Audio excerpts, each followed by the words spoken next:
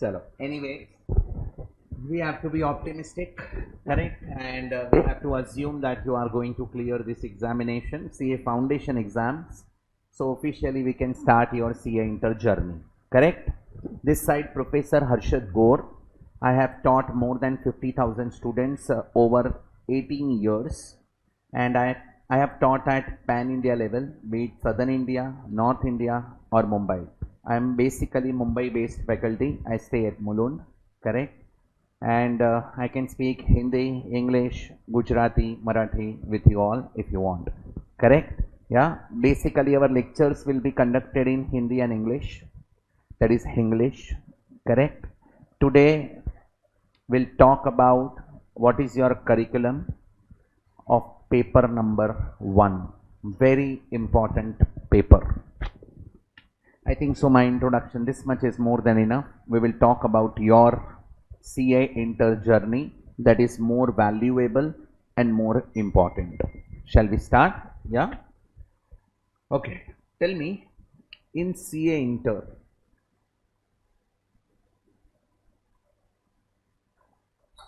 get it. In CA inter, do you know how many marks examination? It will be interactive session. It will not be one-sided के मैं बोलेगा तुम सोएगा. It is not allowed. I can understand दोपहर का time है, बाहर बहुत गर्मी है, यहाँ पे एसी चालू है, so चलो देख के आते हैं, पढ़ाते हैं कि मस्ती करवाते हैं. Correct? So for that few people have come here, but it will be interactive session. मैं सिर्फ बोलेगा नहीं, मैं पूछेगा. And believe me, it will be interesting session. Your participation is required. We will require two-way communication. You have to also speak only with me in the lecture. Correct? Shall I proceed? Yeah? CA Inter. Tell me, how many marks exams? Okay, foundation कितने marks का था? 400. CA Inter will be 600 marks exams. How many papers? 6 papers. How many groups? 2 groups. CA Inter, you have group 1 and you have group 2. Do you agree with this? How many papers in group 1? How many subjects in group 1? 4 subjects, 3 papers. I can say your first paper would be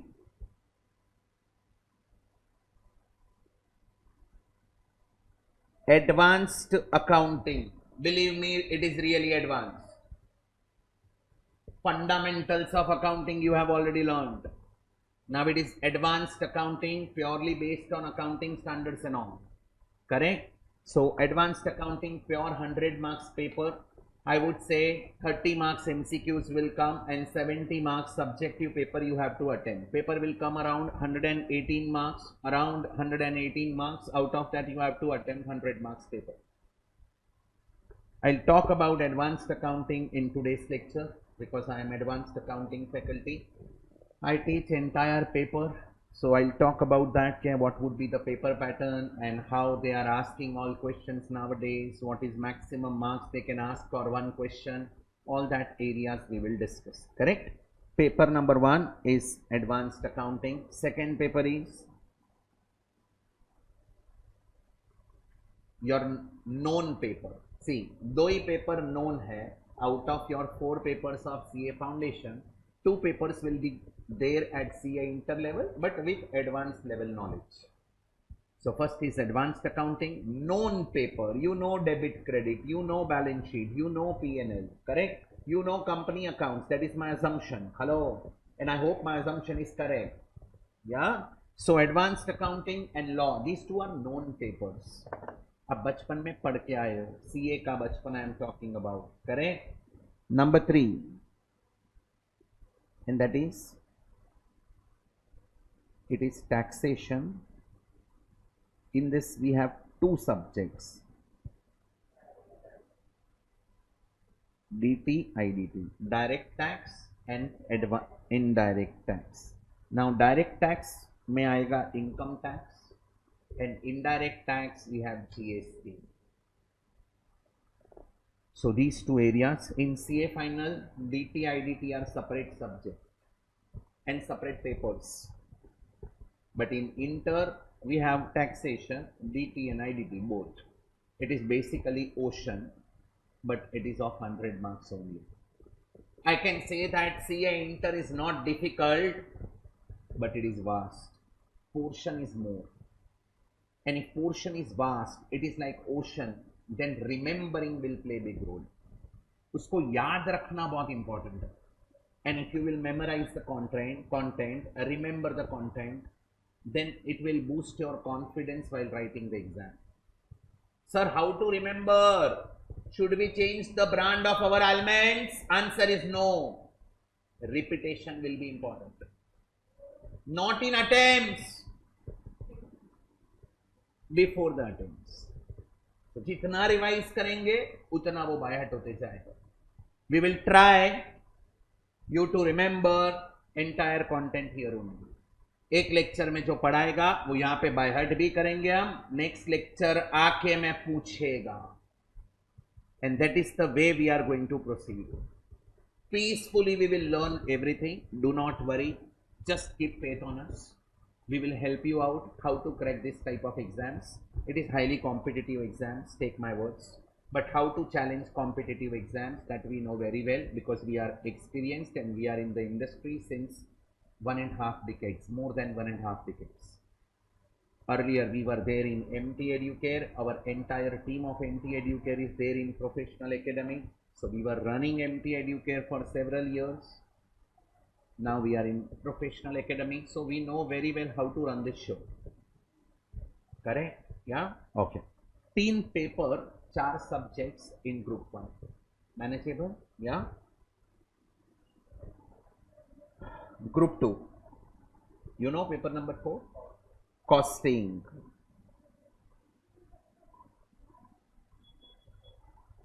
Costing. Now, how to get selling price of the product? Cost price plus how to get cost? Sir, वो तो question में दिया रहता है. Correct. For that entire subject is there, and that subject is costing. In this particular subject, we will determine the cost of the product. Main objective of the subject itself is determination of cost, then determination of selling price, and then cost control. Cost fine तो कर लिया, अभी उसको control करने का techniques भी कहाँ पे रहेगा? तो वहां पे कॉस्टिंग में ही रहेगा. That is very interesting subject and that is new subject for you all. बचपन में कॉस्टिंग कभी था नहीं. कॉस्ट दिया था, प्रॉफिट ऐड करते थे तो सेलिंग प्राइस मिल जाता. Agreed? Yeah. So costing is our paper number 4. I can say paper 1, advanced accounting, more of practical paper. Law, pure theory. Taxation, I would say theory come practical. Basically practical. Costing, pure practical. Correct? Next subject. क्या लिखा? Very important subject, core subject of CA course. Core subject. This will give you bread butter. Auditing का meaning क्या होता है? What do you mean by auditing? Audit करना है मतलब? No. Audit means checking. जो बुक्स ऑफ अकाउंट्स मेंटेन किए रहेंगे ना, बुक्स कौन मेंटेन करेगा? कौन मेंटेन करेगा? अकाउंटेंट मेंटेन करेगा. वो बुक्स उसने प्रॉपरली मेंटेन किए कि नहीं है, किए हैं, उसके लिए क्या करना पड़ेगा? ऑडिट करना पड़ेगा, चेक करना पड़ेगा. And checking of books of accounts and financial statement is known as auditing. ए तुम इधर देखने का, लेक्चरर इधर. करेक्ट? या see now we are going to study professional course, so we have to behave like as a professional. Very soon you are going to attend number of seminars, number of workshops. वहां पे लोग आते हैं जाते हैं, कोई फर्क नहीं पड़ता है. We have to concentrate on speaker. अपना आदत कैसा है? कोई आया ना, रुको सर देखने दो. आंखों से लेके जाते हैं, बिठाते हैं, फिर बोलते हैं हाँ सर हवे चालू करो. ऐसा नहीं करना है. करेक्ट? पब्लिक आएगा जाएगा, करने दो. अपना फोकस एक ही जगह पे रखना है कि we want rank at CA inter level. Sir rank का बात छोड़ो, हमको स्कूल में रेसिंग में भी रैंक नहीं आता था.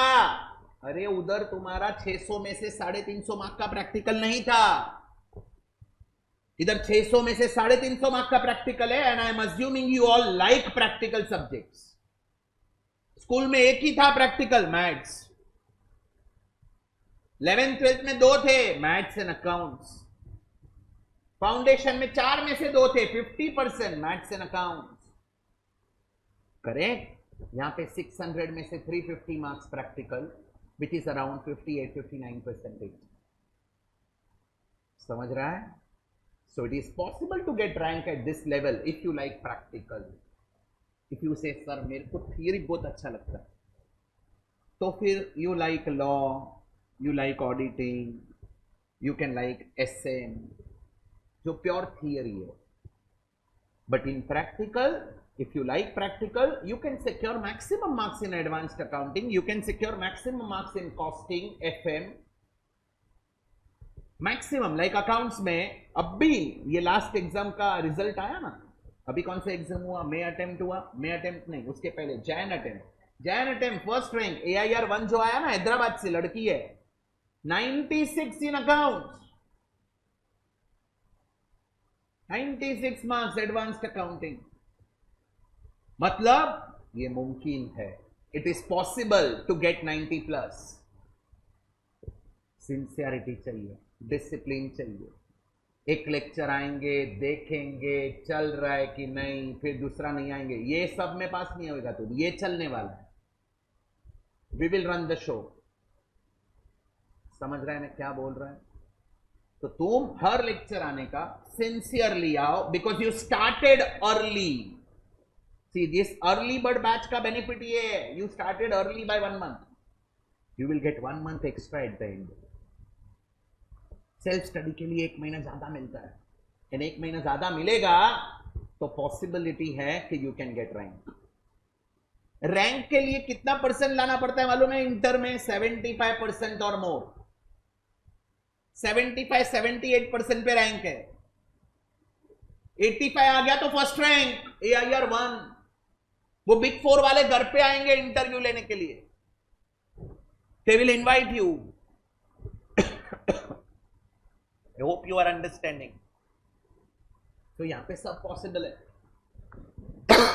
आई have seen many average students to get rank at CA inter level. इसके पहले कभी रैंक नहीं आया। एवरेज का बेनिफिट क्या होता है मतलब? एवरेज स्टूडेंट का सिंसियरिटी बहुत रहता है, डिसिप्लिन बहुत रहता है, क्योंकि उसको पता है, वो डरा हुआ है, डरेगा तो सिंसियर रहेगा। 12th में सर अकाउंट्स में 99 मार्क्स, वो बुक कीपिंग, ये एडवांस्ड अकाउंटिंग है। 12th में घर से पता था कि क्वेश्चन कौन सा आने वाला है एग्जाम में, सिर्फ नाम और नंबर चेंज हुए थे। यस और नो? घर से पता था ऑब्जेक्टिव्स क्या आएंगे, घर से पता था क्वेश्चन नंबर 2 क्या रहेगा, last question final account, second last NPO, ये सबको पता है, घर से पता था। 12th स्टैंडर्ड में it was memory testing, this is knowledge testing, this is conceptual testing. Paper lengthy, paper अगर डिफिकल्ट आया तो टेंशन नहीं है, पेपर कंप्लीट हो जाएगा, क्योंकि आता ही नहीं। पेपर इजी रहेगा तो लेंदी रहेगा। लेंदी पेपर, अभी by looking at the trend, maximum papers lengthy आते हैं, डिफिकल्ट नहीं आता है। क्यों डिफिकल्ट नहीं आता है? क्योंकि क्लास में हम सब कवर कर लेते हैं, इधर ही मैंने सब कवर किया है, then there is no worry. No, exam में वही दिखेगा, सिर्फ नाम और नंबर चेंज करके आएगा, बट पेपर लेंदी कर देंगे। Instead of asking for 20 marks they will ask for 14 marks. तो क्या हो गया? टाइम कम मिला, पेपर लेंदी हो गया। So it is possible to get maximum at CA inter level, and take my words, if you will get rank at this level, it will change your life. It will change your life. You can get better articleship opportunities in the market, and उसके बाद I can say CA final, यहाँ पे rank आ गया तो rank का habit होता है, final में रैंक आता है, फाइनल में रैंक आता है तो लाइफ बन जाता है। And I can say it is a world of dual degree. After getting qualified as a chartered accountant, you should go for other degree as well. It could be any other degree, international courses बहुत सारे आ चुके हैं, छोटे छोटे courses complete कर देने का, एक दो, which will help you to get hike in your corporate world. तो तुमको मेरा लैंग्वेज समझता है ना, मैं क्या बात कर रहा है आधे घंटे से, हेलो या कि हिल ही नहीं रहे हैं, देख रहे हैं, ऐसा लग रहा है स्क्रीन हैंग हो गया। समझ रहा है ना? हाँ, बोलते रहने का कुछ, सर आप चुप बैठेंगे तो हम बोलेंगे ना। हाँ, गुड वन। एनीवे आगे शैल वी प्रोसीड, यहां तक क्लियर? लास्ट पेपर बोलो क्या रहेगा? एफएम एंड एसएम, दो अलग अलग सब्जेक्ट हैं। FM is financial management, pure practical subject, very interesting subject, जो सीए फाइनल में 100 मार्क्स के लिए आएगा। And SM pure theory, strategic management, it is management subject, पूरा थियरी है। So it is 50 marks practical, 50 marks theory. So in all if you will check ना, ये practical है, ये practical है, ये practical, और इधर half practical। Out of 600 marks 350 marks का practical है। This is pure theory. Law तो आप बचपन में पढ़ के भी आए हो, so you know very well, correct. Audit pure theory, SM pure theory. And ये सब पेपर में बेस्ट पार्ट क्या है मालूम है? एमसीक्यू आते हैं। सही है sir, without negative markings, no negative markings, मतलब सब टिक मार्क करने का, 3 बार टॉस करने का। अरे मतलब 4 ऑप्शन है ना, सेमीफाइनल 2 रहेगा, एक फाइनल रहेगा, करेक्ट, सब टिक मार्क करने का। हाँ, but you will not get straight forward MCQs, case studies wise MCQ आते हैं। एक मस्त केस स्टडी देते हैं, उसके बेसिस पे 5 एमसीक्यूज देते हैं। 10 marks case study, 5 MCQ, 10 marks case study, 5 MCQ, 10 marks case study, 5 MCQs, 2 marks each. और वो केस स्टडीज से आंसर फाइंड करना। Believe me, it is interesting. If you know the concept, you can apply it easily. अब बोलेगा sir case study, अरे कुछ नहीं रहेगा, हम जो बड़े बड़े क्वेश्चन सॉल्व करेंगे ना, उसमें से छोटा सा पार्ट केस स्टडी में रहेगा। हम पूरा सम सॉल्व करेगा तो कैश बैंक का बैलेंस फाइंड करेगा, वो बोलेगा find out cash bank balance, 4 option दिया रहेगा, हम कैलसी पे फाइंड करेंगे। Are you understanding this? Correct, या? So it will not be difficult, थोड़ा प्रैक्टिस करके जाएंगे, अच्छे से प्रैक्टिस किया, you can manage it easily. So this is your curriculum, believe me, interesting, it is possible to crack it in first exam, first attempt, correct? Yours will be in May 2026. Hello, yeah, May 2026, May 2026, your exams would be on 3rd May 2026. Asterisk mark, hope there is no war, correct? No flood, nothing, no abnormal event. Then exams will be conducted on 3, 5, 7, 9, 11, 13. This is under normal circumstances. So 13 मई तक आपका exams रहेगा, उसके बाद में you have to conduct IT and OT training. सुना है कभी इसके बारे में? इन आईटी का ट्रेनिंग करना पड़ता है इंस्टीट्यूट में for 15 days, 15 working days, 3 week का ट्रेनिंग रहता है, Monday to Friday, Monday to Friday, Monday to Friday, ऐसे 5 5 5 15 दिन का ट्रेनिंग रहता है, करेक्ट? आईटी ट्रेनिंग बोलते हैं। एंड ओटी, ओरिएंटेशन ट्रेनिंग होता है। आईटी एंड ओटी 15 डेज का ट्रेनिंग लेना पड़ता है, कंपलसरी है, इंस्टीट्यूट में लेना पड़ता है। घाटकोपर में रहते हो, if you are staying in Ghatkopar, then BKC is very near by, you can go to BKC. I hope you all know our ICAI Bhavan is there in BKC, you can go and you can, it is like online enrollment is possible, but live attend करने जाना पड़ता है, and it will be interesting session। तो ये सब कभी करना है एग्जाम के बाद, बट रजिस्ट्रेशन पहले करवाना पड़ता है क्योंकि बैचेस मिलते नहीं। अब बोलेगा ये IT OT नहीं करेंगे तो क्या होगा? You can not register for articleship.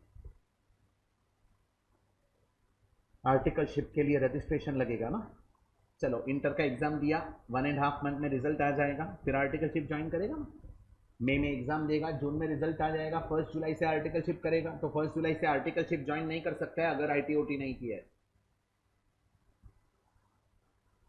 तो ये कभी करना है एग्जाम के बाद अटेंड करना है, बट एग्जाम के पहले वो ऑनलाइन बैचेस ओपन होते हैं, वहां पे रजिस्ट्रेशन करवा लेने का। क्लियर? या so this is your journey. अभी हम क्या करेंगे? Today we are starting this batch on 29th May। We will complete your portion before 3 months of your exams। Plain 3 महीना मिलेगा। आई कैन से 15th January early bird batch है ना, तो 15th Jan को पोर्शन कंप्लीट कर देंगे। ये पोस्ट रिजल्ट वाले आएंगे ना, 31st Jan को रिजल्ट सॉरी पोर्शन कंप्लीट कर देंगे।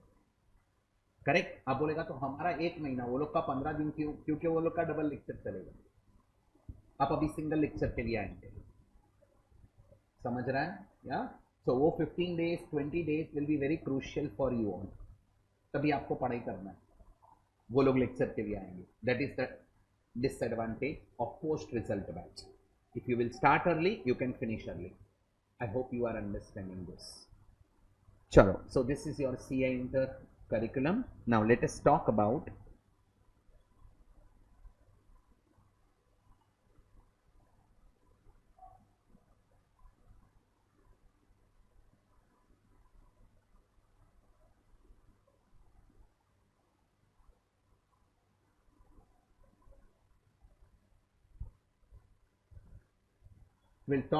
Paper number 1 advanced accounting. ये पेपर कितने मार्क्स का है?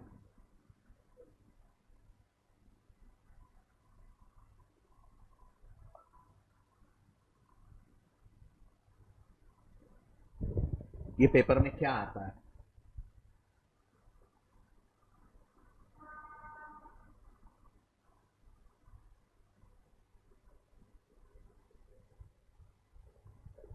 Paper will be divided into 2 parts। Part A objective part, part B will be subjective part। MCQ कितने आएंगे?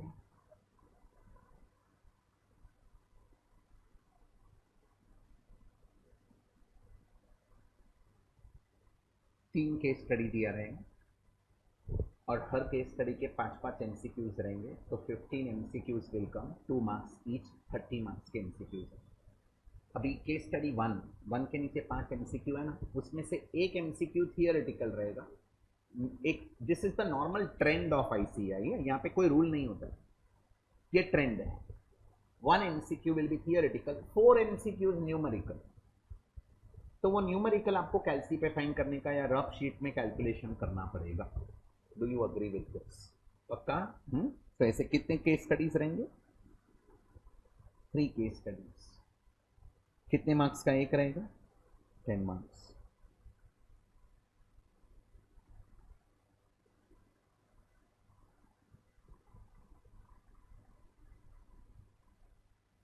थर्टी मार्क्स के MCQs हैं। बोल, यहां तक क्लियर? एवरीबडी पक्का? कितने MCQs दिखेंगे? 15 MCQs रहेंगे, 5 MCQs in each case study, 2 marks. ये हुआ पार्ट ए। पार्ट बी क्या रहेगा? Part B will be your practical paper, subjective paper.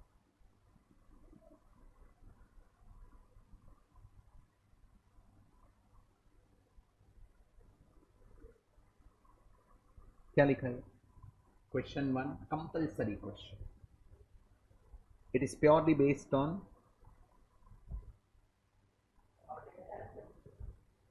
AS based question। Believe me, entire syllabus is focusing on accounting standards। You cannot run away from standards now। सब पढ़ना पड़ेगा। Believe me, it is interesting। मजा आएगा। Correct? So compulsory question, question number 1 accounting standards।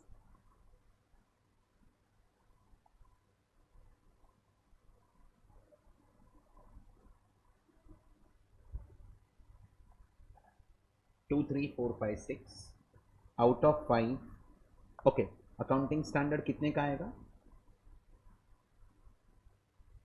14 marks. उसमें 3 question आते हैं, कभी कभी 2 आते हैं। अभी ये अटेम्प्ट में 2 पूछा, उसके पहले 3 पूछे थे।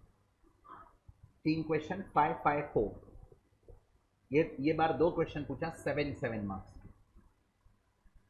Correct. So compulsory 14 marks accounting standard. Question 2, 3, 4, 5, 6, ये 5 क्वेश्चन में से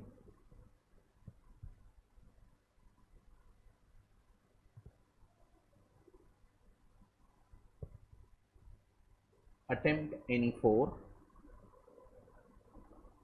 14 marks.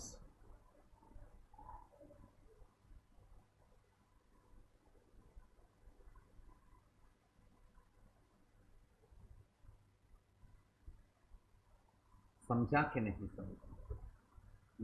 70 मार्क्स का ये पेपर, 30 मार्क्स का ये. पक्का? अब ये क्वेश्चन 2, 3, 4, 5, 6 में क्या आता है? So, ये 5 में से 2 या 3 फुल फ्लेज क्वेश्चन 14 मार्क्स के लिए आते हैं. बीए अटेम्प्ट में 3 आए थे. Company final accounts, internal reconstruction and consolidation. 14 marks. समझ रहा है? फिर और क्वेश्चन में तो 7, 7, 8, 6, 10, 4, it can be any combination. So this is the coverage, your paper pattern I can say.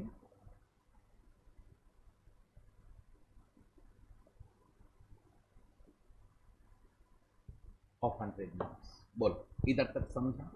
पहले आपका सीए इंटर सिलेबस क्लियर है, करेक्ट. उसमें advanced accounting is paper 1. Paper 1 में क्या पूछेंगे, कैसे पूछेंगे, वो रफली समझा. आगे बढ़ू मैं, correct. Okay. Now what is our syllabus?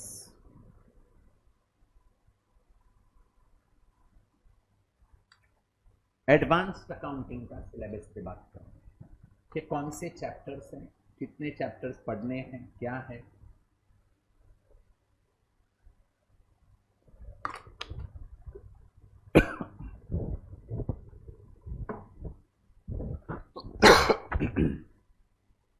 Syllabus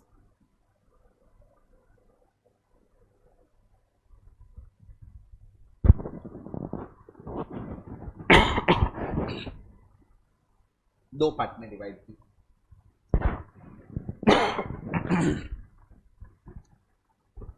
first I would say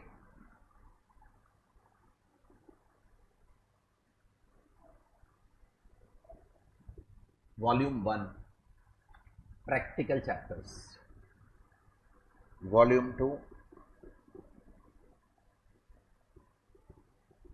this is your accounting standards, correct. Volume 1 में कौन से चैप्टर्स हम पढ़ेंगे? ये वॉल्यूम 1 है ना, we can expect around 60 to 70 marks. 60 to 70 marks का एवरेज समझो volume 1. Volume 2 around 40 to 45 marks, maximum बोल रहा हूं 40 मार्क्स. 115 to 118 मार्क्स का पेपर दिखता. तो ये 70, 75 इसका पकड़ो एंड 40, 45 इसका पकड़ो, इंक्लूडिंग एमसीक्यूज. सब आ गया, correct. Volume 1 will play big role. It doesn't mean you will not learn accounting standards. See, standards नहीं पढ़ा ना तो तुम इंटरव्यू में भी फंस जाएगा, ऑडिट में भी फंस जाएगा, तुम सी फाइनल में भी फंसेगा.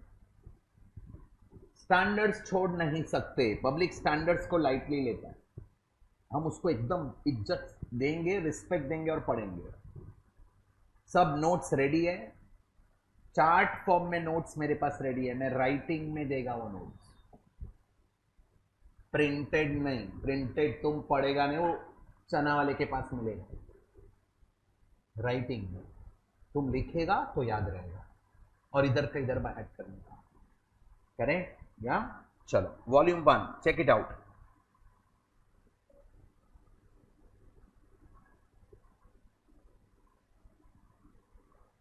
क्या लिखा?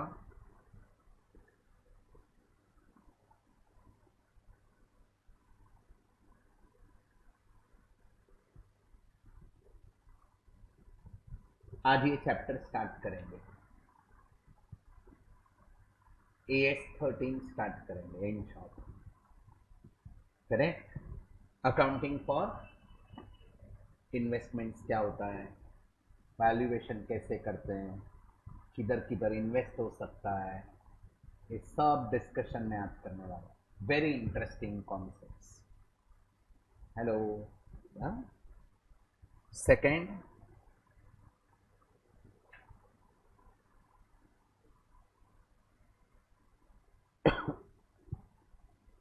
बायबैक ऑफ शेयर्स, सुना है कभी इसके बारे में?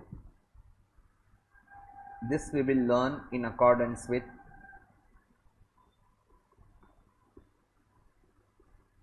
Section 68, 69 and 70 of Companies Act 2013। तुमको मेरा लैंग्वेज समझता है ना? हाँ, आगे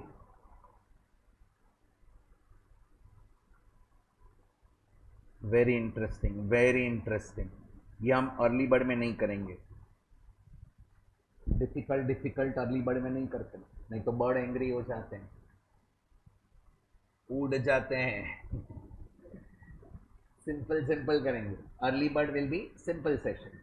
ये investment is very simple, will consider that. Few accounting standards are very simple, we will consider that. ये कंपनी फाइनल अकाउंट्स, कंपनी के रिलेटेड टॉपिक अभी टच नहीं करेंगे, पोस्ट रिजल्ट वाले बच्चे आ जाएंगे, सबको साथ में पढ़ा देंगे, यही बैच में बैठेंगे वो लोग। तो जो अर्ली बर्ड में आया है they will have upper hand, वो ऑलरेडी हमारे साथ अक्वेंटेड हो गए रहेंगे। समझ रहा है? या आगे बढ़े। Internal reconstruction,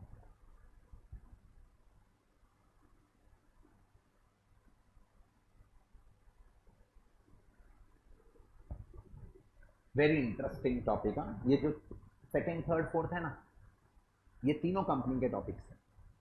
you know company accounts सुना है बचपन में? इश्यू ऑफ शेयर सुना है? Issue of debenture, redemption of preference share, ये सब सुना रहेगा, बोनस शेयर्स, ये सबसे रिलेटेड ये सब। Believe me, it is very interesting.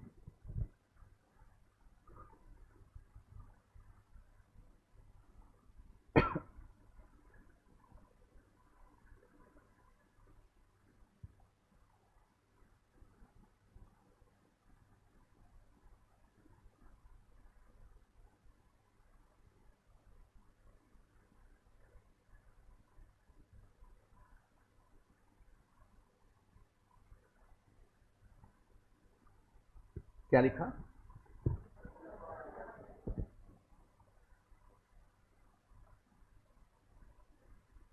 Company final accounts था। This is accounting for amalgamation, we will learn in accordance with AS14।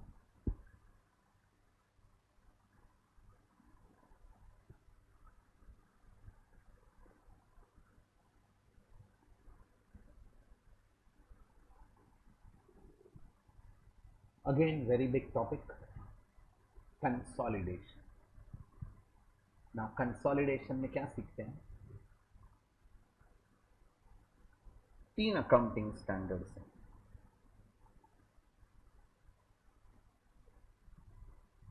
AS21, 23, 27, big chapter.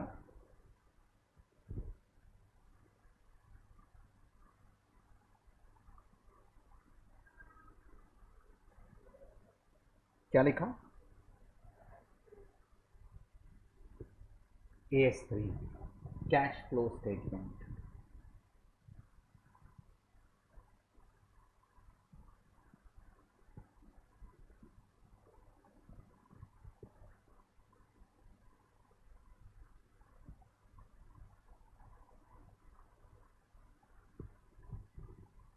This is your pure accounting topic where we will have all debit and credit and everything. It is not related with company accounts, correct? It is independent topic, branch accounts, but very big topic. We can expect 8 to 10 marks from branch account, 5 to 6 marks from cash flow statement. Consolidation, one full-fledged question, 14 marks we can expect. Amalgamation, full-fledged question, 14 marks we can expect. Internal Reco, this attempt they ask for 14 marks. It can come between 10 to 14 marks range. Company final accounts, this attempt they ask for 14 marks. Company final account 14 marks के लिए पूछा था, and if it will come then definitely will come for 14 marks, but it is very lengthy process to prepare company final accounts. Buyback they can ask for 6 to 7 marks, and investment they can ask for 7 to 8 marks. Correct? And last one, theoretical chapter, framework.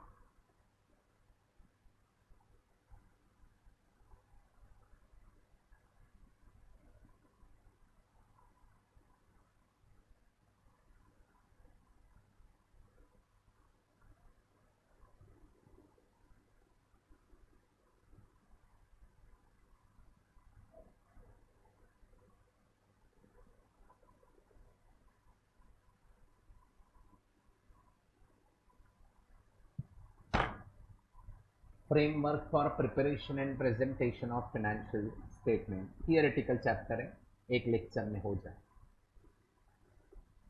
इधर तक समझा क्या? ये कितना around कितने marks का दिखेगा? ये 70 marks we can expect from this. How many standards are covered in volume 1? कितने स्टैंडर्ड्स कवर किए देख लो। 6 अकाउंटिंग स्टैंडर्ड्स आर कवर्ड, और ये 6 के 6 प्रैक्टिकल स्टैंडर्ड्स हैं, इसीलिए वॉल्यूम 1 में हम कवर करें। क्लियर? पक्का?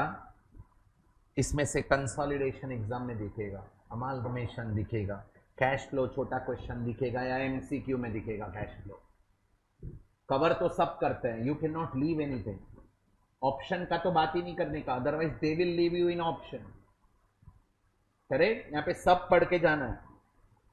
इधर चलो वॉल्यूम 2 में क्या पढ़ेंगे हम लोग?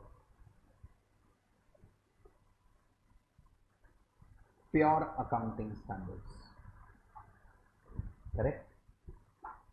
How many standards are issued by ICAI?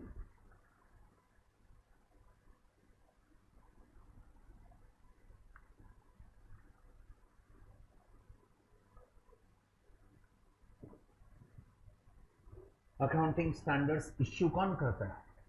ICAI। कितने इश्यू किए?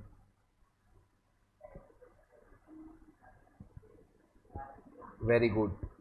Total 29 accounting standards were issued by ICAI. See, if you know then it is better, if you don't know then you should learn.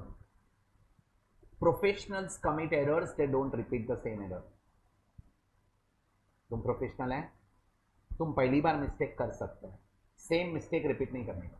अभी आज discuss हुआ ना कि accounting standard कितने हैं, issue कितने किए हैं? 29। सो अभी ये याद रखने का, आप इधर ध्यान देगा तो सब याद रहेगा। ये मैं आपको लिखवा भी देगा बाद में। सो टोटल एएस कितने इश्यू किए हैं?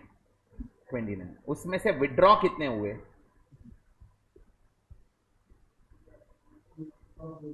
विड्रॉन बोलो, बोल बराबर है। 3 तो ये रहा, कैश फ्लो है देख, नंबर 3 नहीं, नहीं बाप रे बाप। 2 अकाउंटिंग स्टैंडर्ड्स आर विड्रॉन। कौन सा 2?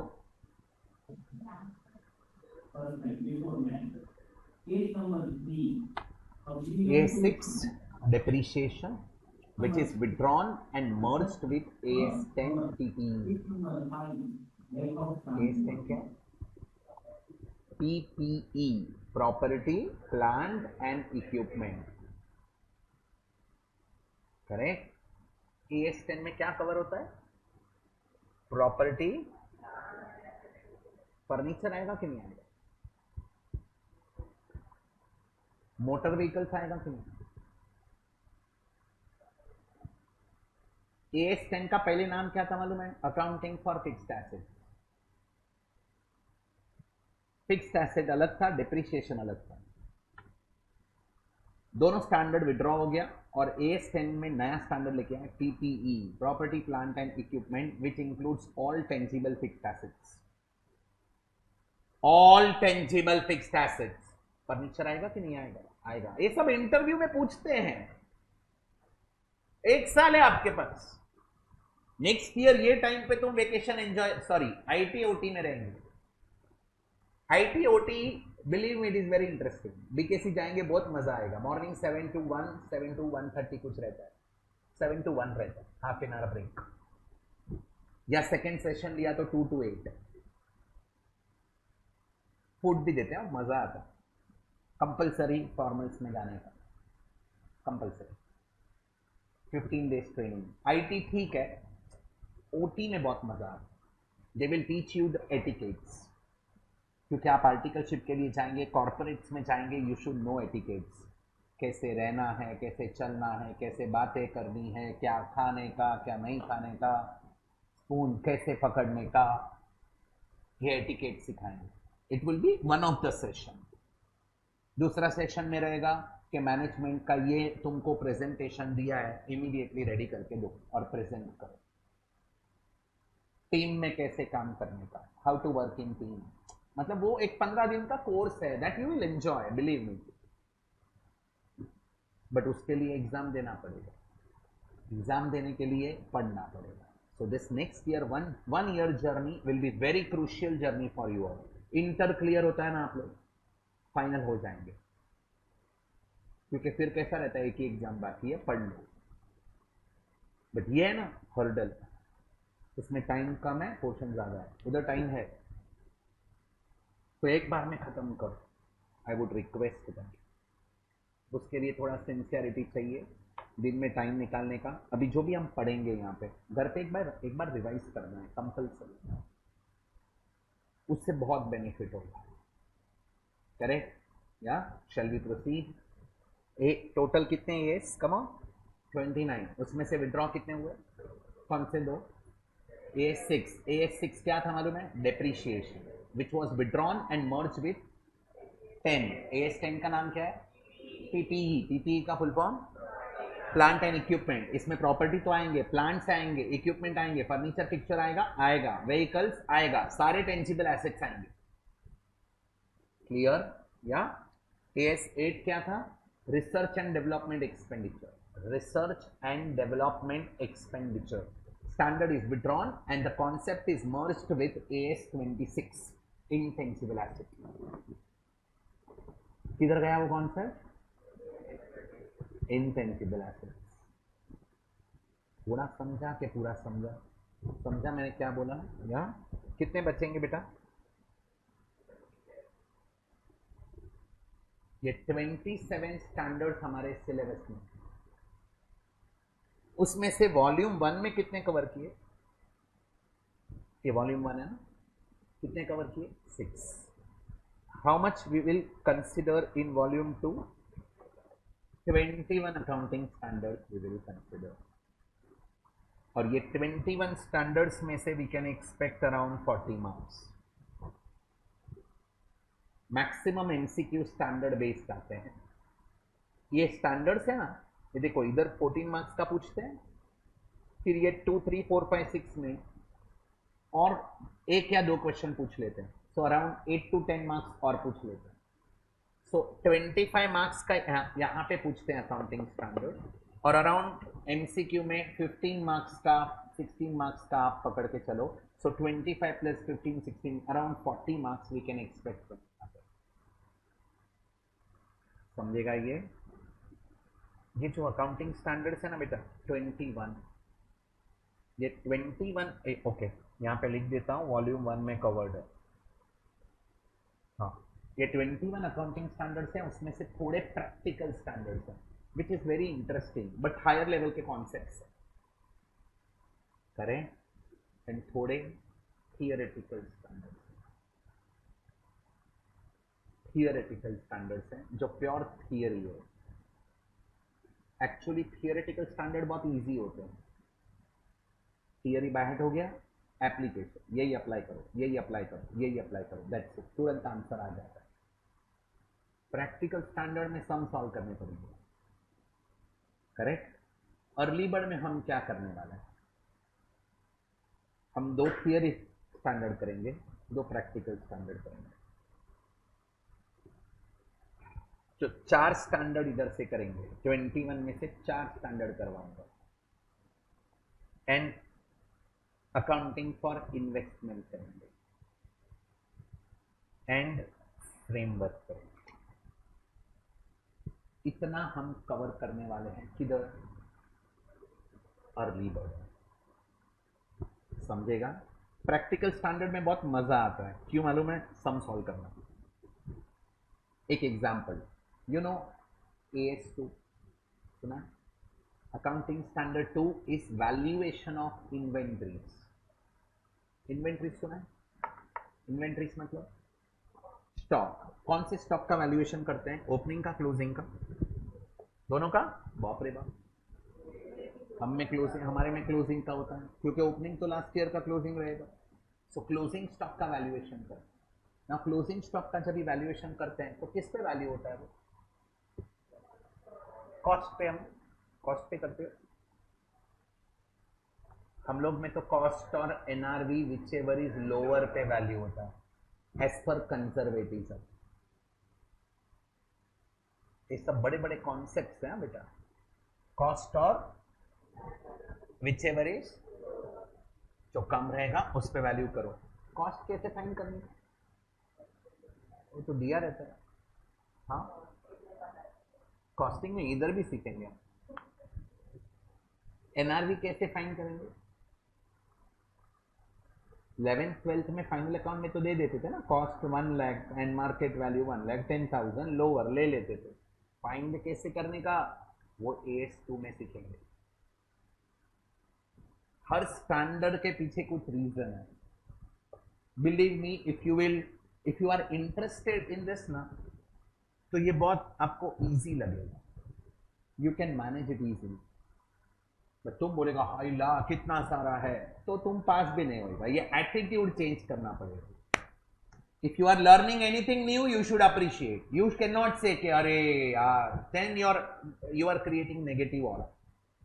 But if you are learning anything new, you should enjoy. Wow, आज कुछ नया सीखने मिला। एटीट्यूड डेवलप करो वैसा, तो कैसा है, सब पॉजिटिविटी आएगा और वो सीखने का मन करेगा। आपके लाइफ में अभी एक ही काम है, ये क्लियर करना। बहुत सारे स्टूडेंट्स लाइक Jan 26 में एक स्टूडेंट है, वो लेक्चर भी आता है एंड जॉब पे भी जाता है, क्योंकि he is having financial requirement. आपको वो तो नहीं है ना, आपको तो एक ही काम है, खत्म करो ना फिर एक बार में। एक साल में आप भी कमाने का स्टार्ट करेंगे। रैंक आ गया, सीधा बिग 4। बिग 4 का स्टाइपेंड पता है क्या है? 20,000, not per annum, per month. Stipend मतलब लर्निंग एंड अर्निंग बोथ। सिखाएंगे भी और पैसा देंगे, और क्या चाहिए। मिड साइज फर्म में जाएंगे, मिड साइज फर्म में जाएंगे 5,000, 7,000, 10,000। स्मॉल फर्म में जाएंगे 3,000, 4,000। यही अभी अगर आप मेहनत करेंगे तो सीधा 20 से स्टार्ट होगा ना life. And if you will join big 4 for articleship, after getting qualified as a chartered accountant, you can continue in that big 4. Then your salary would be 1 lakh rupees per month. समझ रहे हैं आप लोग को? अब यहां से आपका कमर्शियल जर्नी स्टार्ट होगा। और कैसा है मालूम है, ये एज के बच्चे को पैसा बताएगा ना तो पढ़ता है कि हाँ यार, हाँ सर ये अच्छा लगा मुझे, तो इसके लिए एक साल मेहनत कर लो। नेक्स्ट मई में आपका अटेम्प्ट है, ये मई चालू है। 11.5 months, I can say 11 months। First week of मई में एग्जाम स्टार्ट हो जाएगा। Next 11 months will change your life. करेंगे ना? या सिंसियरिटी चाहिए, मेरे को और कुछ नहीं चाहिए। हर लेक्चर आने का सिंसियरली पढ़ो, हर लेक्चर में पढ़ो, घर पे जाकर रिवाइज करो, जो भी डाउट्स रहेगा रियल टाइम बेसिस पे सॉल्व करवाओ, पूछ लो हमें, नेक्स्ट लेक्चर लेके आओ डाउट्स, घर पे पढ़ के बाद में डाउट्स आया, we will give you hand holding, don't worry. आपके जो भी डाउट्स हैं पूछ लो बिंदास। लेक्चर के बाद बैठना है, हम बैठते हैं, सॉल्व करेंगे। लेक्चर के पहले डाउट्स हैं तो लेक्चर के पहले लेके आओ, जो भी है we will help you. Lecture में भी पूछ लेने का जो भी रहेगा, we will keep light atmosphere in the lecture. बात किया तो बाहर जाएगा, ऐसा वाला नहीं रहेगा। समझ रहा है या? तो जो भी डाउट्स रहेगा you have to consider here only. Syllabus clear? ये बोलो या? Syllabus manageable. 21 चैप्टर्स यहाँ पे है, 21 अकाउंटिंग स्टैंडर्ड्स एंड 9 चैप्टर्स यहाँ पे है, ये 9 है। तो सिलेबस में चैप्टर्स कितने हुए? 30 चैप्टर्स। 30 चैप्टर्स 100 मार्क्स, मतलब ऑन एन एवरेज 3 मार्क हुआ है। समझ रहा है या? बट उसमें ये वॉल्यूम 1 के बड़े बड़े चैप्टर्स हैं, there we can expect short short question for 14 marks. चलो इधर तक समझा? अभी कितना कवर करेंगे? 6 चैप्टर अर्ली बर्ड में कवर करूंगा, 4 अकाउंटिंग स्टैंडर्ड और 2 वॉल्यूम 1। डन? अभी एक काम करो, आप लोग ये लिख लो। ये लिखने का जरूरत नहीं है, सी इंटर, करेक्ट? ये तो पता है ना एडवांस्ड अकाउंटिंग में क्या क्या है, ये लिख लो paper pattern. I will more focus on theory. So question solving will become very easy for you all. अगर तुम थियरी पे फोकस नहीं किया तो you will be dependent on me. I don't want that. I want you to become independent while solving the questions. और वो कैसे बन सकते हैं आप? क्वेश्चन और अदर थियरी पे फोकस करना पड़ेगा। स्टार्ट करें। इंटरेस्टिंग थियरी है, बहुत स्ट्रक्चर्ड है, you will enjoy this theory. Name of the standard is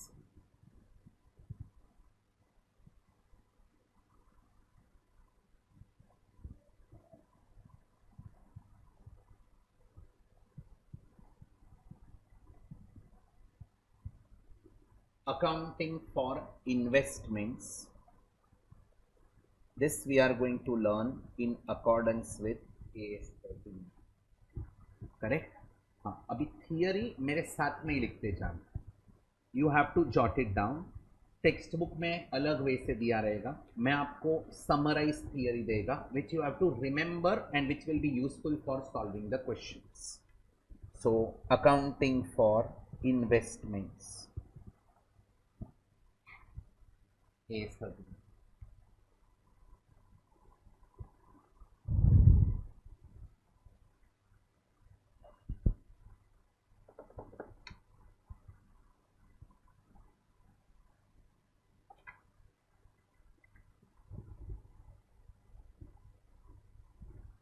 start करें।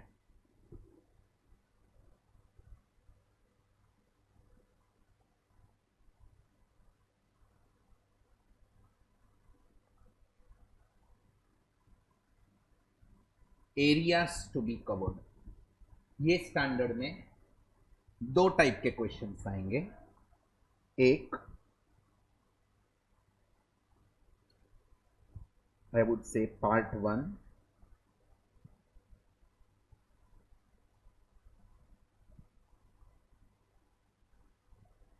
Preparation of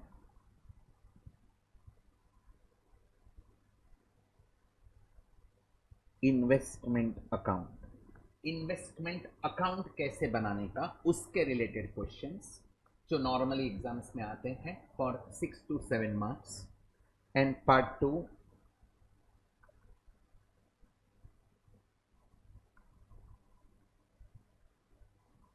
other questions related to AS 13, जो थियोरेटिकल क्वेश्चंस हैं, वी विल डिस्कस दैट।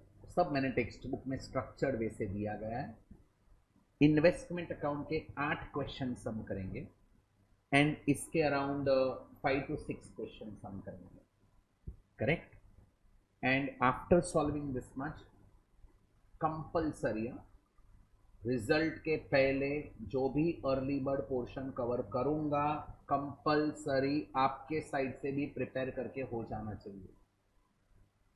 ये होने के बाद, चैप्टर होने के बाद इंस्टीट्यूट मटेरियल ओपन करने का ऑनलाइन, और उसके सारे सम्स टाइम रहेगा तो सॉल्व कर देने का।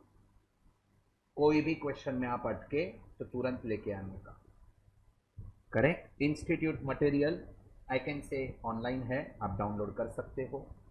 एक इन्वेस्टमेंट अकाउंटिंग का 10-15 पेजेस रहेगा, उसका प्रिंट आउट ले लेने का और हार्ड कॉपी अपने पास रखने का।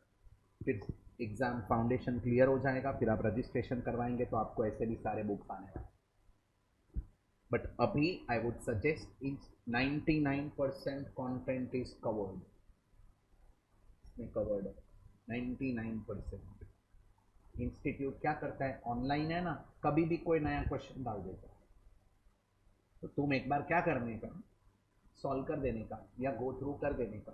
So you will feel confident कि हमारा इंस्टीट्यूट मटेरियल और अपना पीए का टेक्स्ट बुक दोनों हमारे सम्स हो गए। वेरी सिंपल चैप्टर, जैसे हम आगे जाएंगे तो आपको इन्वेस्टमेंट अकाउंटिंग बहुत सिंपल लगने लगेगा। करेक्ट या? सो आज हम क्या स्टार्ट करेंगे, only this will take 2 to 3 lectures. Part 1 will take 3 lectures, part 2 minimum 3, depends अपना क्या वेवलेंथ मैच हो रहा है।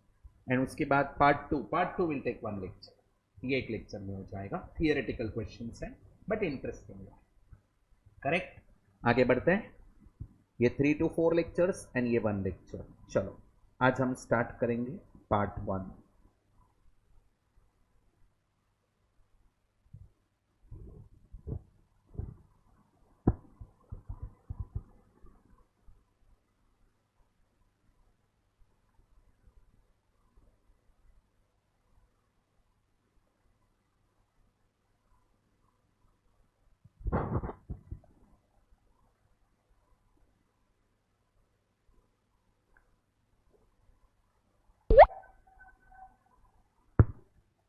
Preparation of investment accounts.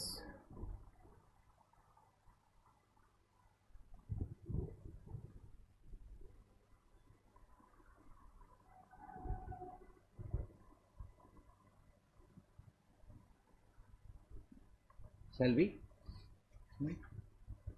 Okay. We will have theory section.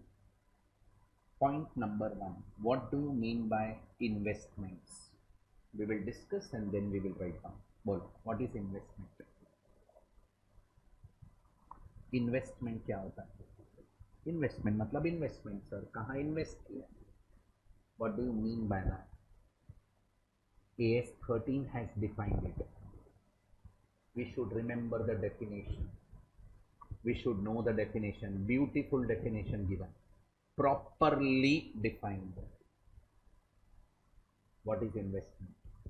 Come on.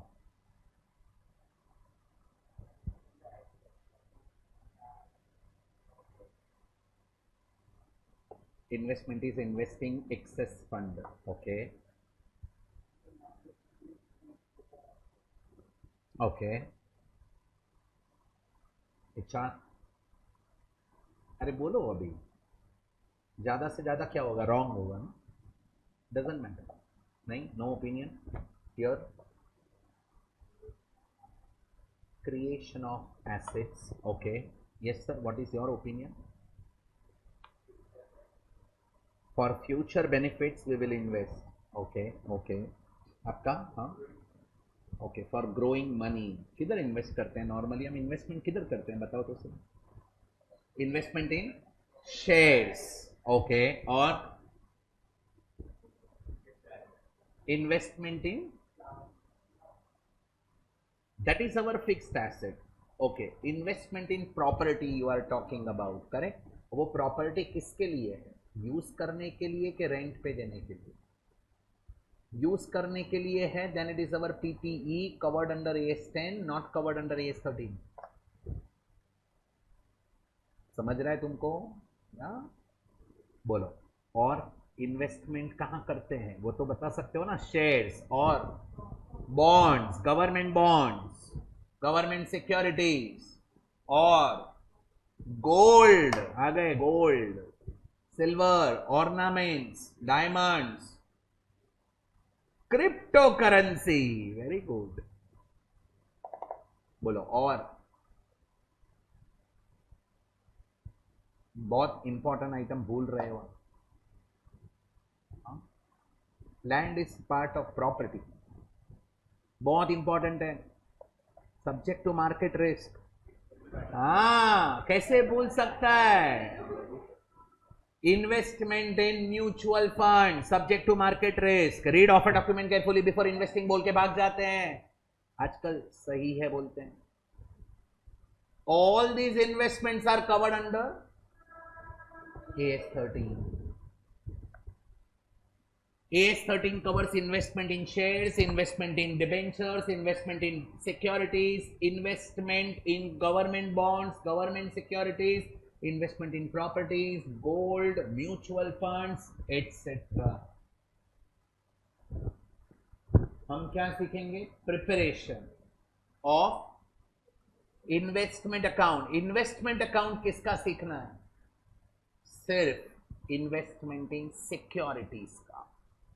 Gold का अकाउंट नहीं बनाएंगे, सिल्वर का अकाउंट नहीं बनाएंगे। इन्वेस्टमेंट इन सिक्योरिटीज का अकाउंटिंग सीखने वाले हैं ये पार्ट 1 में। गया क्या गया? पक्का पहला वाला ना? हेलो या so what do you mean by investment? वो तो बोलो, इन्वेस्टमेंट का मीनिंग तो आया ही नहीं मेरे पास। देखो इधर, इन्वेस्टमेंट्स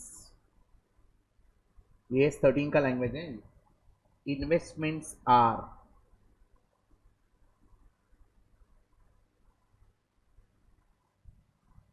क्या बोला? Investments are assets. AS2 में बोला है इन्वेंट्रीज आर एसेट्स। 13 में बोला इन्वेस्टमेंट्स आर एसेट्स। AS10 में बोला PPE आर टेंजिबल एसेट्स। सब जगह एसेट बोला है, जो एक्चुअली एसेट के स्टैंडर्ड्स है ना उसमें क्लियरली बोला है कि ये एसेट है।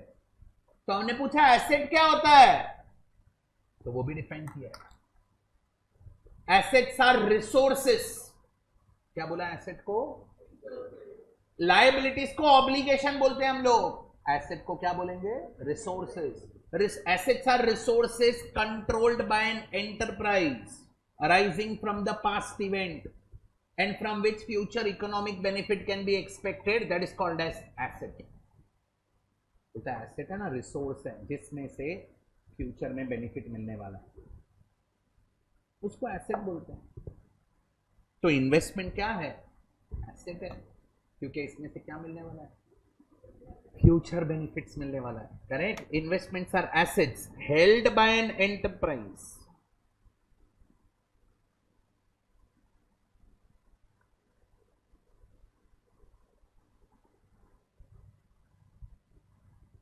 held by an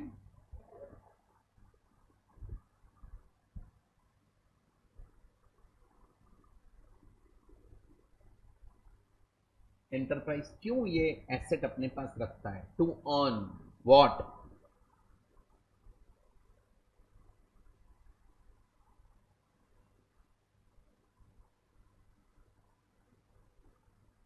to earn what?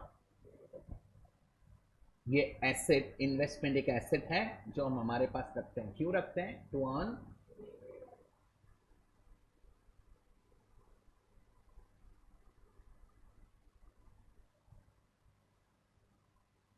समझा नहीं समझा? To earn dividend income, interest income, rental income, capital appreciation,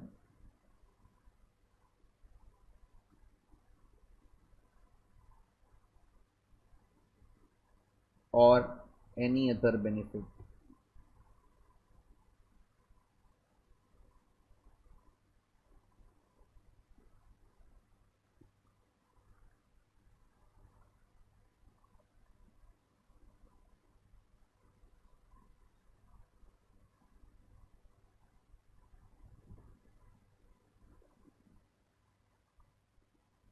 समझा कि नहीं समझा?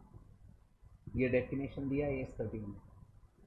मैं जो भी स्टैंडर्ड्स करवाएगा ना, मैं आपको बहुत कुछ चार्ट फॉर्म में देगा। ये दिया है पैराग्राफ फॉर्म में, 4 लाइन में डेफिनेशन, मैं आपको चार्ट फॉर्म में देगा। This is easy to remember. बोलो इन्वेस्टमेंट क्या होएगा? What is investment? Investments are assets held by an enterprise. क्यों हम हमारे पास रखेंगे? To earn what? Dividend income, interest income, rental income, capital appreciation और any other benefits. Can you remember this? कोई बताएगा? ओके, एनी अदर बेनिफिट मतलब और क्या बेनिफिट्स होंगे इन्वेस्टमेंट करने से? ओके, मैंने शेयर में इन्वेस्ट किया तो मेरे को क्या मिलेगा? डिविडेंड मिलेगा। सो ये डिविडेंड इनकम मेरे को किस पे मिलेगा, कोई बता सकता है?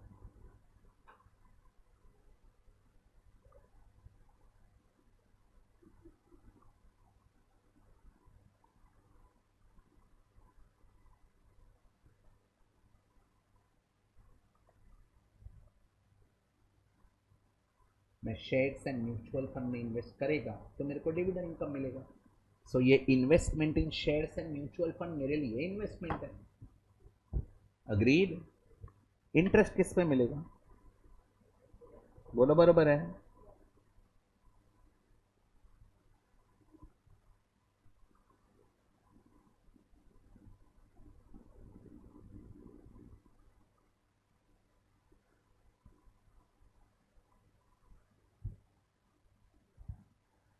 करेक्ट।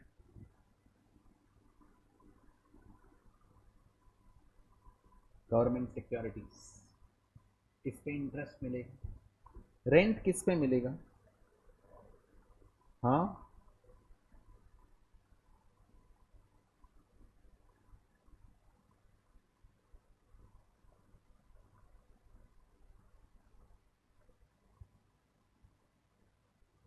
क्या लिखा? Investment properties. कैपिटल अप्रिसिएशन मतलब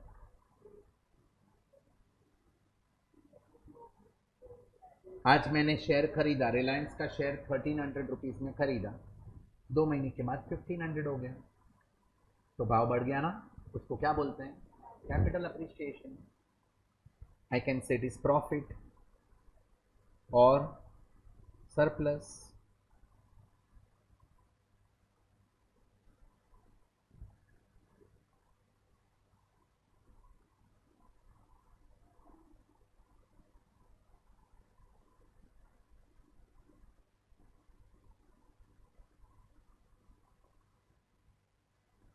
समझ रहा है? एनी अदर बेनिफिट, और क्या बेनिफिट मिलते हैं हम लोग को? परफेक्ट, कौन बोल रही है? हाँ, वेरी गुड। अगर मैं शेयर्स में इन्वेस्ट करेगा तो मेरे को और क्या बेनिफिट मिलेगा? बोनस शेयर्स मिलेंगे। In this chapter we should not think from companies point of view, in this chapter we should think from investors point of view. Investor के पॉइंट ऑफ व्यू से पूरा चैप्टर में बात करना है, because standard itself says accounting for investment. तो क्या मिलेगा हमें?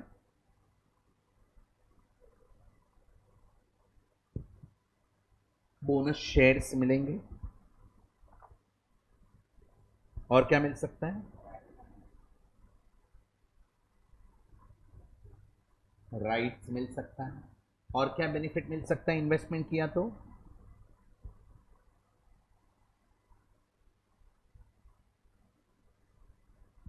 टैक्स सेविंग्स हो सकता है। सुना है टैक्स सेविंग के बारे में? ऐसे म्यूचुअल फंड्स होते हैं, उसमें इन्वेस्ट किया तो you will get tax deduction. Government is encouraging to do that investments. Correct? Nowadays government is like in नया रेजीम आ चुका है, तो कोई डिडक्शन नहीं मिलेगा, but your income up to 12 lakh is exempt. Correct? ये हुआ क्या मालूम है? इन्वेस्टमेंट का डेफिनेशन मेरे को बायट चाहिए है ये। What is investment? Investments are assets held by and to earn, come on, dividend income, interest income, rental income, capital appreciation or any other benefits. एक और स्टेटमेंट पास करूं, सुनेगा? AS13 does not cover dividend income, interest income, rental income and capital dividend income, interest income and rental income. AS13 में cover नहीं होता। AS13 क्या cover करता है? ये इनकम जिस पे हम कमाएंगे वो इन्वेस्टमेंट AS13 में कवर होता है। Incomes are covered under AS9 revenue recognition. Dividend AS9 में आएगा, बट डिविडेंड किस पे मिला? किस पे मिला? Investment in, that is covered under AS 13। Investment in shares, ये ब्लैक में जो लिखा ना, investment in shares and mutual fund, ये एएस 13 में कवर होता है। Investment in government securities debentures, ये एएस 13 में कवर होता है। इन्वेस्टमेंट प्रॉपर्टी, ये एएस 13 में कवर होता है। ये सारे इनकम से एएस 13 में थोड़ी कवर होंगे। आप सोचो, स्टैंडर्ड का नाम इन्वेस्टमेंट है कि स्टैंडर्ड का नाम इनकम ऑन इन्वेस्टमेंट है? Investment. Standard covers investment, not the income from investments. थोड़ा समझा? पक्का? लिखा? ये डेफिनेशन लिख लो। This is our point number 1। What is investment? I hope you understood this.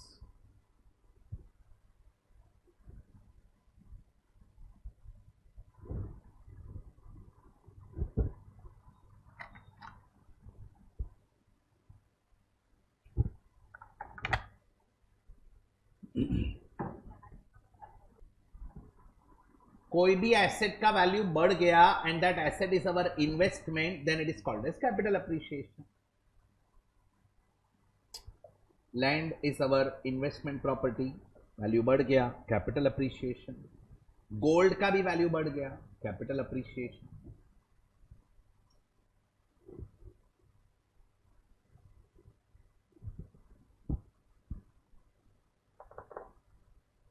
ये जो रेड में लिखा है ना मैंने, वो एक्चुअल डेफिनेशन, और ब्लैक में जो लिखा है ना, वो explanation.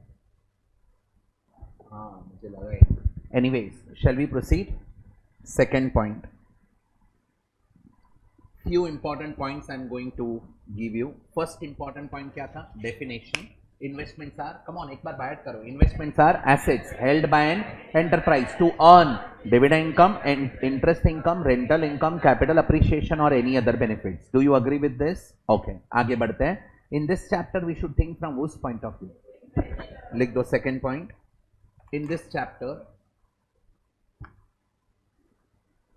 we should think from, in this chapter we should think from investors point of view.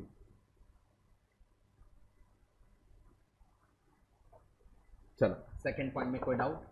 Clear? Third, अभी ध्यान से सुनना। ये जो पार्ट ए हम सीख रहे हैं, what is our part A? Part 1 क्या है? अकाउंट बनाने का है। कौन सा account? Investment account.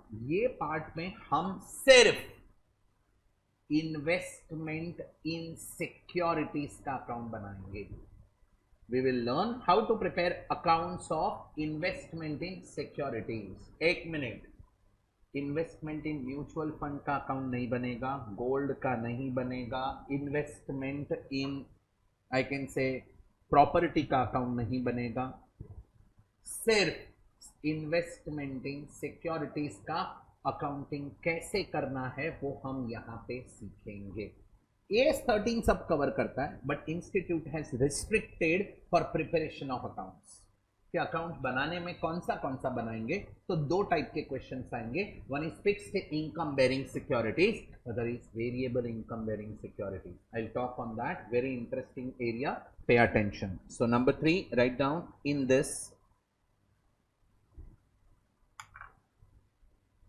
this part of the chapter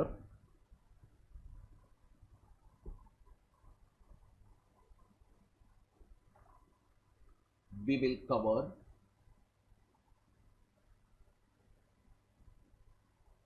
preparation of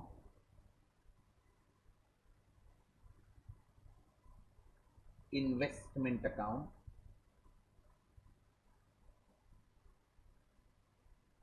for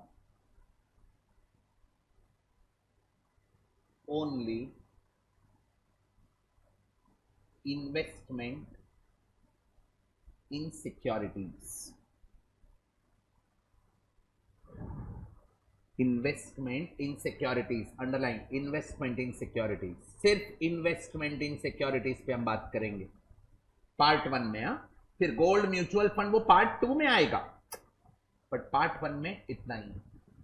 second point में इन्वेस्टर को अंडरलाइन किया। थर्ड पॉइंट में इन्वेस्टमेंट इन सिक्योरिटी। इतना पॉइंट समझ रहा है ना? या बहुत इंपॉर्टेंट है, जो थियरी देगा अच्छे से सुना, क्वेश्चन सॉल्विंग ऐसे हो जाए। Number 4,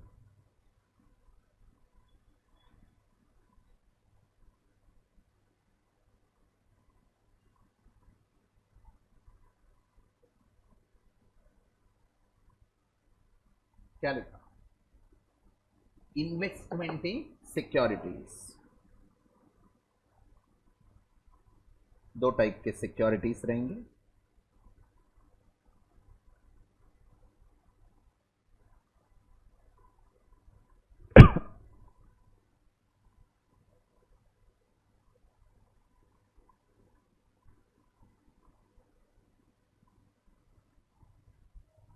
fixed income bearing securities.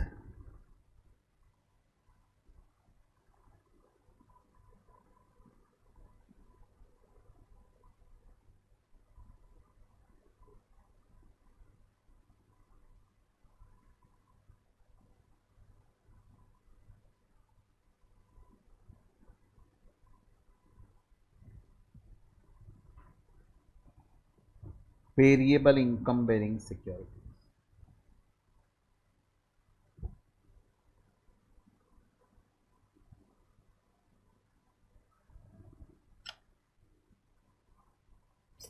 What do you mean by fixed income bearing securities?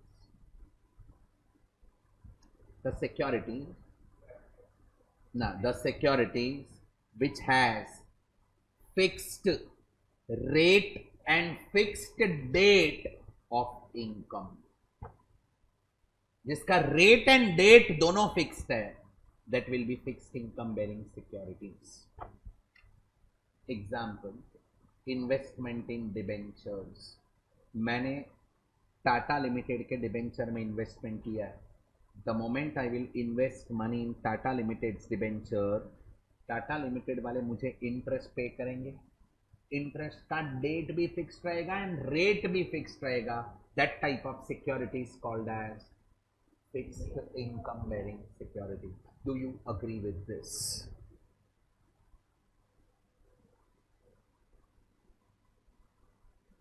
The security, लिखो इधर, the security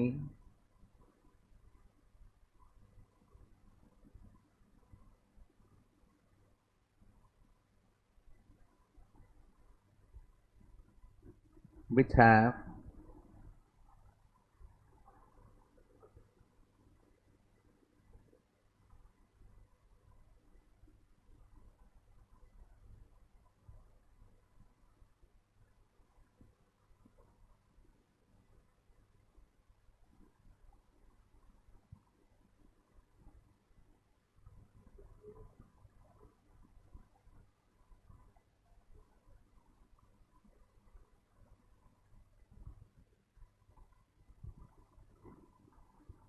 कि डाउट रहेगा तो पूछो बेटा, नो एक्स्ट्रा चार्जेस। ये क्लियर एवरीबॉडी? एग्जाम्पल दो इसका। इन्वेस्टमेंट इन, बोलो, डिबेंचर्स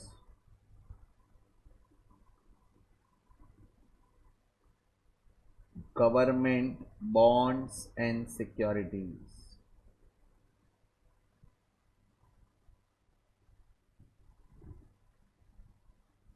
Clear?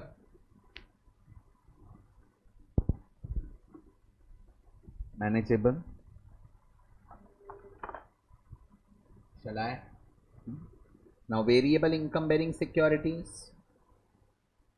The securities, अभी प्रेफरेंस शेयर्स पे देयर इज अ कंट्रोवर्सी। पहले तो प्रेफरेंस शेयर के क्वेश्चंस किधर भी नहीं है। इन्वेस्टमेंट इन प्रेफरेंस शेयर, अभी प्रेफरेंस शेयर रहेगा तो आप बोलेंगे sir fixed income bearing security, correct, but उसमें डेट फिक्स नहीं, correct. So I would always go for investment in preference shares. It is variable income bearing security because rate fixed है but date fix नहीं है। Dividend pay करेंगे कि नहीं करेंगे वही फिक्स्ड नहीं है। रेट से क्या करें?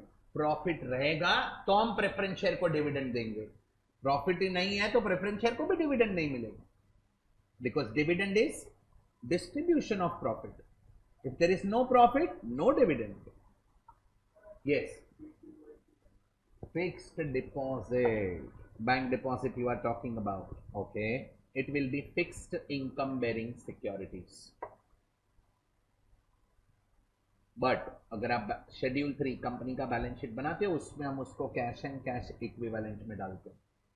Investor point of view, it is fixed income bearing security. But यहाँ पे उसके सम्स क्यों नहीं है पता है? क्योंकि फिक्स डिपॉजिट जो हम बैंक में रखते हैं उस पर इंटरेस्ट का डेट फिक्स नहीं होता, पता नहीं है. वो नॉर्मली कैसा रहता है? अक्यूमुलेटेड रहता है. 1 साल के लिए रखा 1,00,000 रुपया, 10% इंटरेस्ट है, तो 1 साल के बाद 1,10,000 हो जाएगा. यहाँ पे डिबेंचर्स है ना, जो डिबेंचर्स, गवर्नमेंट बॉन्ड्स, इसका यूनिवर्सली डेट्स फिक्स्ड रहता है. लाइक मैं रिलायंस लिमिटेड है, मैंने डिबेंचर मार्केट में इश्यू किया है, तो मैंने इश्यू किया ना, तभी आपने नहीं खरीदा था, ये लोग ने खरीदा. अभी 2 महीने के बाद आपको वो डिबेंचर चाहिए, तो आपने उनसे वो डिबेंचर परचेज की. अभी आप कोई भी डेट को परचेज करो, डिबेंचर इंटरेस्ट का डेट तो मैंने फिक्स करके रखा है, वही डेट को इंटरेस्ट मिलेगा. That is not the case in case of fixed deposit. Fix deposit जब भी हम आपने बैंक में डिपॉजिट रखा, वहां से 1 साल या 6 महीना या 2 साल वहां तभी इंटरेस्ट मिलता है, where dates are not fixed. इसीलिए उसके एक भी क्वेश्चंस नहीं. और एक पॉइंट अभी ओपन हुआ है तो आई कैन डिस्कस. ये जो कॉन्सेप्ट पढ़ा ना, ये क्वेश्चन सॉल्व करने के लिए AS 13 में नहीं दिया. AS 13 doesn't talk about fixed income bearing and variable income bearing. But question जो इन्वेस्टमेंट अकाउंट बनाने का है मेरे को, वो इन्वेस्टमेंट अकाउंट के लिए ये सिक्योरिटीज को 2 पार्ट में डिवाइड किया, जिसमें fixed income and variable income. Clear? इसलिए प्रेफरेंस शेयर के सम्स नहीं है. AS 13 क्या बोलता है मालूम है? कि बैलेंस शीट में इन्वेस्टमेंट कैसे बताएंगे और उसका परचेज सेल का एंट्रीज कैसे होता है, परचेज के टाइम पे कॉस्ट कैसे फाइंड करने का, ये सब AS 13 बात करता है. करेक्ट? बोलो, यहां तक कोई डाउट? Everybody manageable? मैंने क्या सिखाया वो समझा? Will proceed further. कितने पॉइंट्स हुए? 4 पॉइंट. अभी हम क्या बात करने वाले हैं? How to do accounting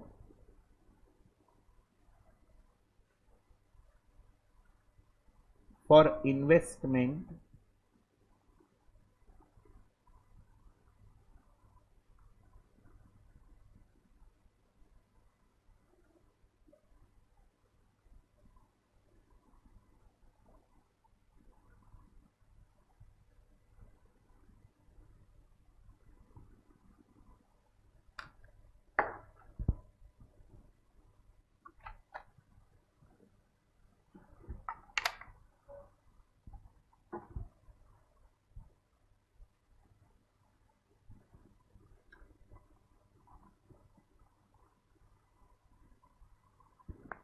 investment in fixed income bearing securities. इसका अकाउंटिंग आज हम स्टार्ट करेंगे. इसका अकाउंटिंग कैसे करने का, क्या क्या आएगा इसमें?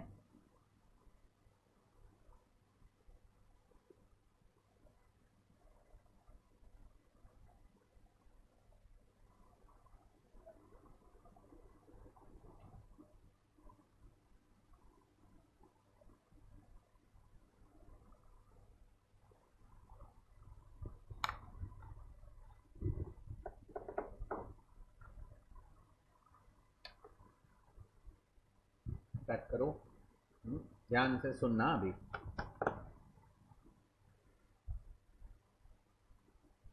आई can say this is your point number 4 तक हुआ था ना? 5.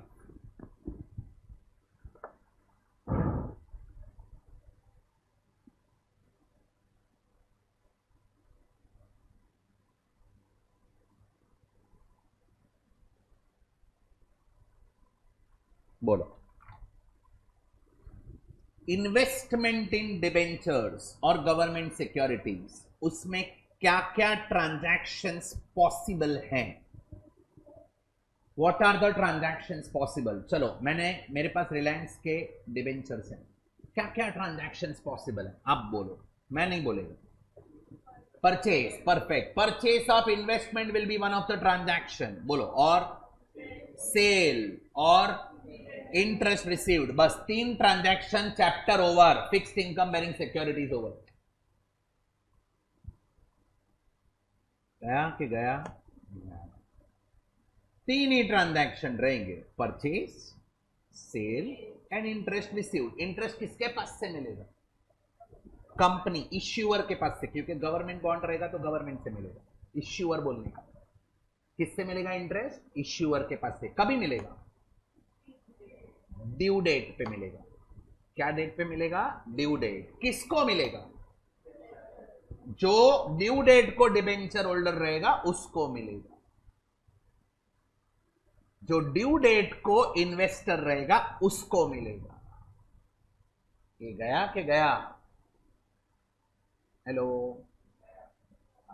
इंटरेस्ट का इंटरवल्स क्या रहेगा? It could be quarterly, it could be half yearly, it could be yearly. अपने सारे क्वेश्चन हैं उसमें सब में हाफ ईयरली है, क्योंकि institute half yearly interest consider करता है। नॉर्मली हाफ ईयरली इंटरेस्ट रहता है। हेलो, बराबर? हाँ, अभी मेरे को सोच समझ के आंसर देना। मैं सिनेरियो क्रिएट कर रहा है, आप मेरे को एंट्री क्रिएट करके देंगे।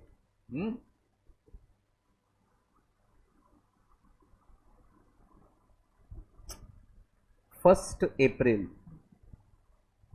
and 31st March. It is our year ending.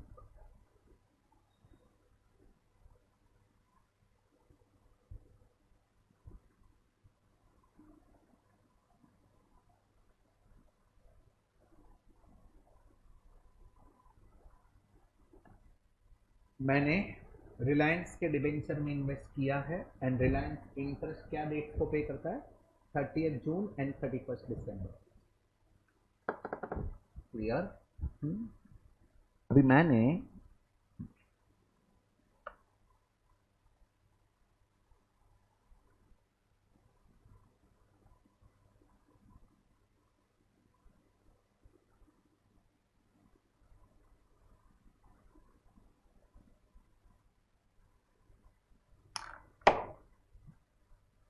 First अगस्त को डिबेंचर परचेज किया।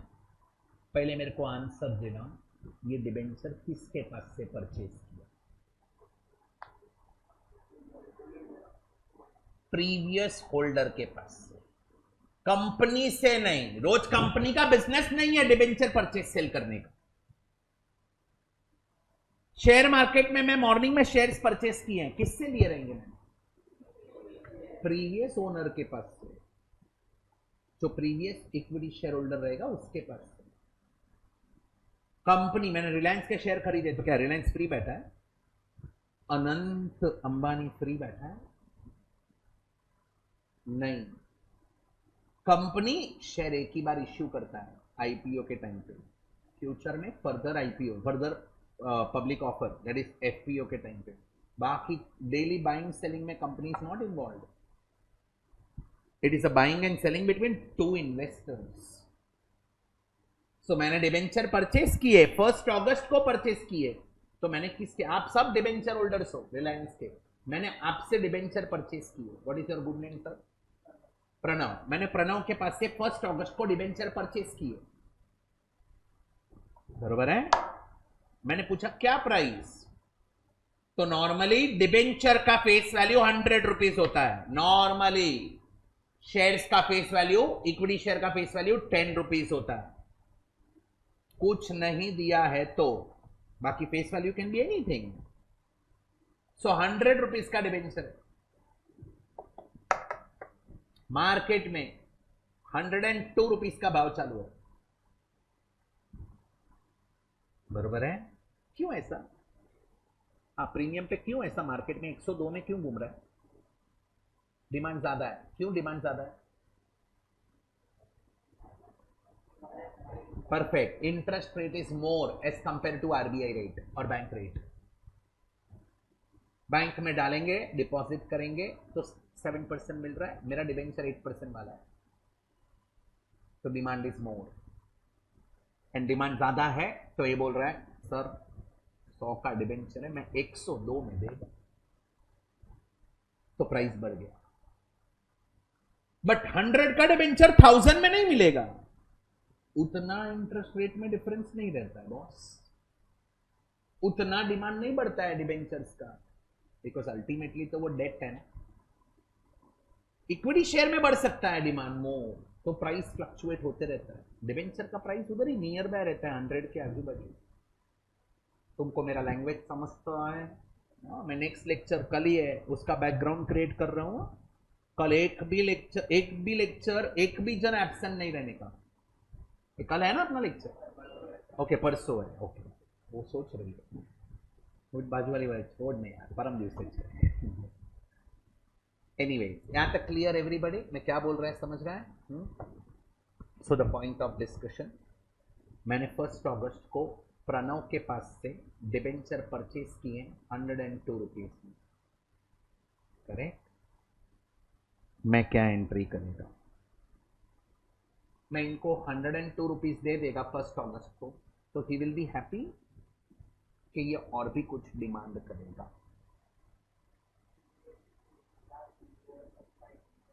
हाँ, प्रणव को लास्ट में इंटरेस्ट, सोचने का क्या, सुनो इधर, उसको लास्ट में इंटरेस्ट कभी मिला था? बोलो, उसको लास्ट में इंटरेस्ट कभी मिला था? 30 जून को मिला था. Do you agree with this? जुलाई में डिबेंचर किसके पास थे?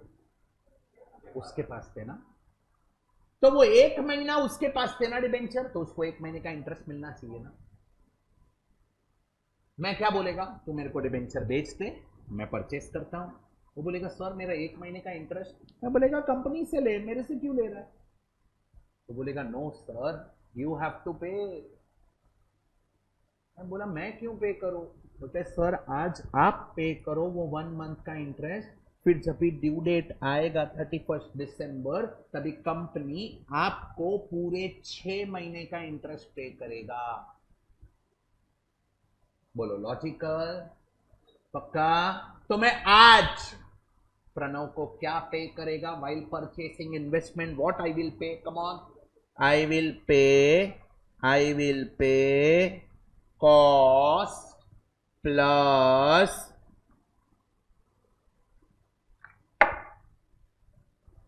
गया के गया. पक्का? इंटरेस्ट कौन से पीरियड का?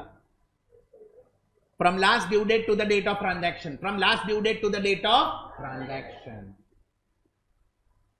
लास्ट ड्यू डेट 30 जून था ना, वहां से ट्रांजैक्शन डेट तक का. जब भी इंटरेस्ट कैलकुलेट करने जाएंगे क्या सोचेंगे? लास्ट में इंटरेस्ट कभी हुआ था? What was the last interest due date? बस इतना ही सोचता है. I will not teach you कि ये कैसे कैलकुलेट करने का, वो सब तुमको आ जाएगा. कैसे सोचने का वो हम सीखेंगे. If you know how to think you can crack it easily. Hello, इधर तक समझा क्या है? पक्का? कॉस्ट प्लस इंटरेस्ट मैं पे करेगा. अभी एंट्री बोलो क्या आएगा? इन्वेस्टमेंट परचेस किया. कम ऑन, एंट्री बोलो जल्दी.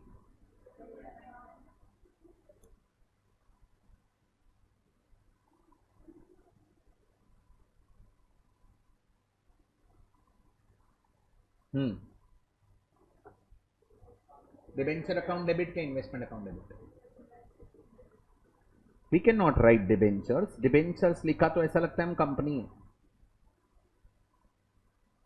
You can write investment account debit or you can write investment in debentures account debit. Do you agree with this? कितना? परफेक्ट. बोला, बोलो.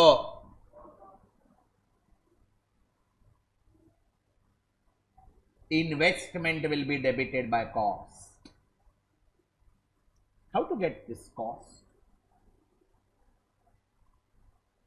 Cost कैसे फाइंड करेंगे? जो मैं पे किया वो 102 पे किया, प्लस अगर बीच में ब्रोकर रहेगा तो ब्रोकरेज भी पे करेगा, तो वो भी ऐड होएगा कॉस्ट में. Yes or no? Any expenditure which is incurred to acquire this investment will be capitalized, will be added to the cost of investment. समझाइए. और क्या डेबिट करेगा, क्या क्या पे करेंगे पहले वो बोलो. इन्वेस्टमेंट परचेज किया, what we will pay, cost plus interest. बोलो. Investment in debenture account debit, क्या प्राइस पे, और क्या पे करेंगे. सो कौन सा अकाउंट डेबिट, बोलो जल्दी. How to get interest, from last due date to the date of transaction. To what? We will pay this to bank account.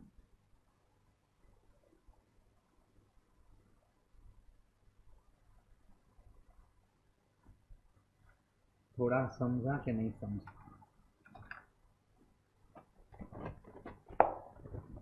पक्का. ये कॉस्ट प्लस इंटरेस्ट को क्या बोलते हैं मालूम है, cum interest price, combined interest price. And अगर वो 102 में मेरे को बेच रहा है ना, मैं बोलेगा 102 में इंटरेस्ट इंक्लूड है कि नहीं, बोलेगा नहीं नहीं सर 102 में इंटरेस्ट नहीं है, मतलब वो एक्स इंटरेस्ट प्राइस हुआ, एक्सक्लूडिंग इंटरेस्ट प्राइस. वो बोलेगा नहीं सर 102 इंक्लूसिव ऑफ इंटरेस्ट, तो 102 क्या हुआ, कम इंटरेस्ट प्राइस. इन्वेस्टमेंट अकाउंट में कौन सा वैल्यू जाएगा, कॉस्ट. इंटरेस्ट अकाउंट में इंटरेस्ट. बैंक में दोनों, क्योंकि पे कर रहे हैं. सच बोलो ये समझा कि नहीं समझा. बस परचेस हो गया. एक मिनट. इन्वेस्टमेंट परचेस करेगा तो कॉस्ट एंड इंटरेस्ट दोनों पे करेगा, इतना याद रखना है यार, बहुत सिंपल है. क्लियर, पक्का. चलो अभी क्या करेंगे हम,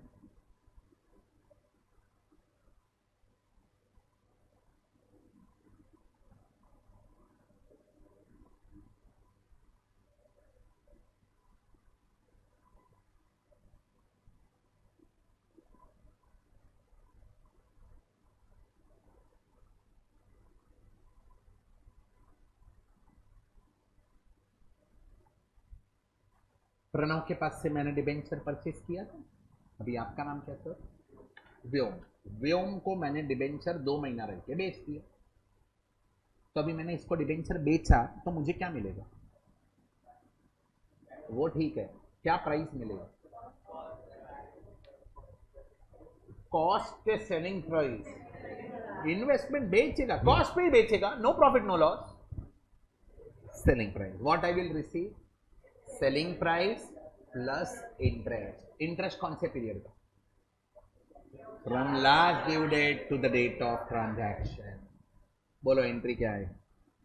एक मिनट, उसमें डाउट आया Pranav, last due date to the date of transaction clear है ना.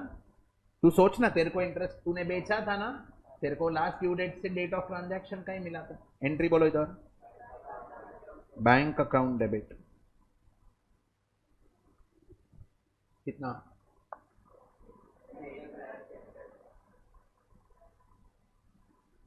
इसको बोलते हैं कम इंटरेस्ट सेलिंग प्राइस.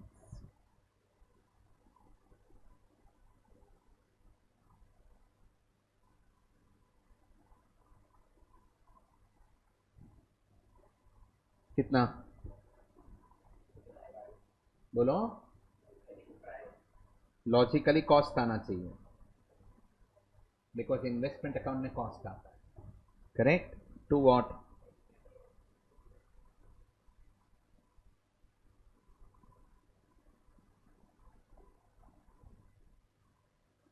समझा.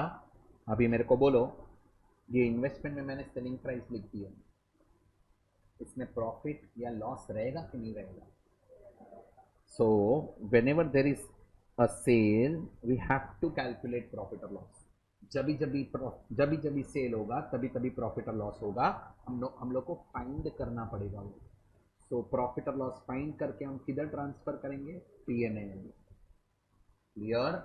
So profit or loss is to be determined and transferred to PNL. समझा के नहीं? एवरीबडी बोलो क्लियर? ए स्कॉलर्स नहीं है तो बनेंगे, टेंशन नहीं लेने का। यहां तक क्लियर? ये हाउ टू गेट प्रॉफिट और लॉस? अरे बनेगा यार, क्या है हंस रहा है अपने आप पे? ये कैसे फाइंड करेंगे बोलो? Selling price minus cost price, simple. हाँ, कॉस्ट कैसे फाइंड करने का वो बाद में देखते हैं। यहां तक क्लियर? थर्ड ट्रांजैक्शन बोलो। इंटरेस्ट क्या? रिसीव्ड के paid? We should think from उस point of view. Interest received on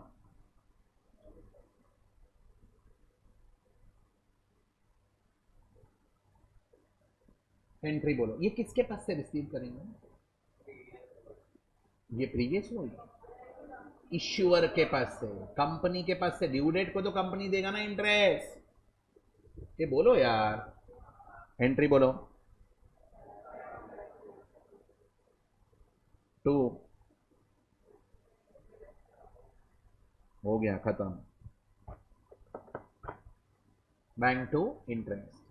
year end को इंटरेस्ट किधर ट्रांसफर होगा?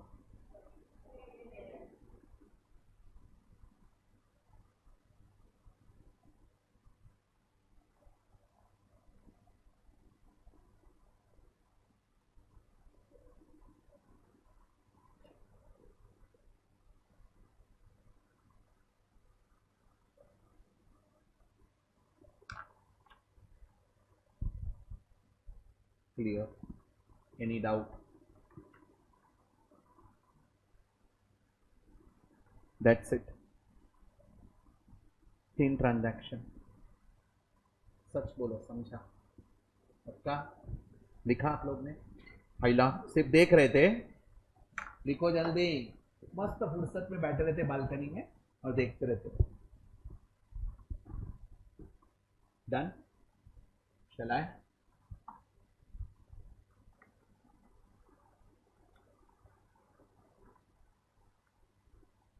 आगे बढ़े?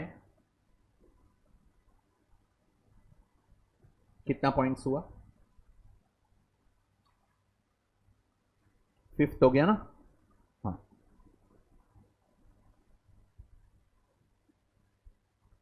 Point number 6, write down. In this part of the chapter,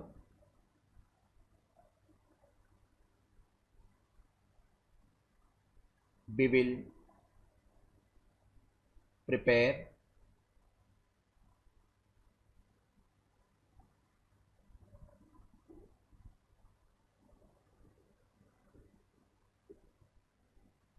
short-term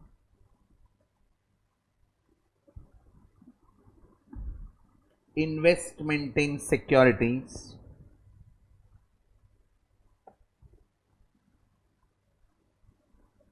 account in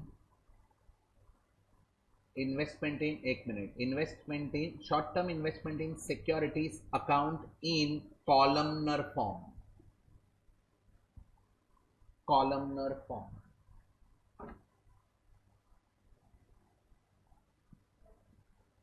in columnar form. देखो account कैसे बनेगा जरा चेक करो।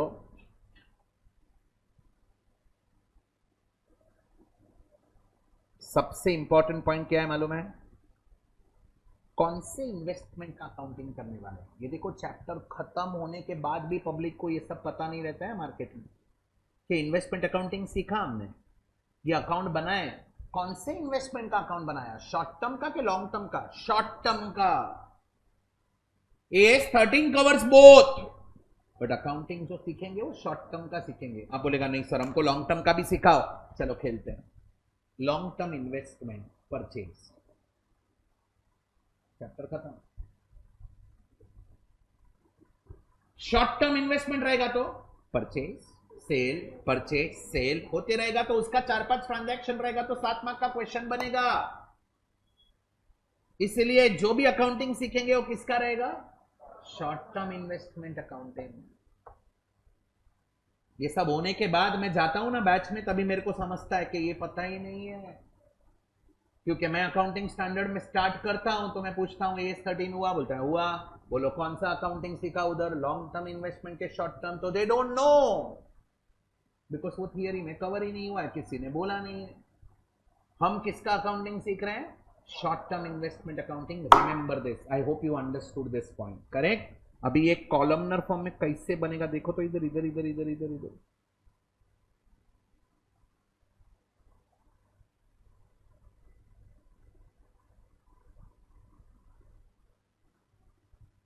डेट पर्टिकुलर्स, ध्यान से। अभी क्या लिखा? डिबेंचर का फेस वैल्यू लिखेंगे।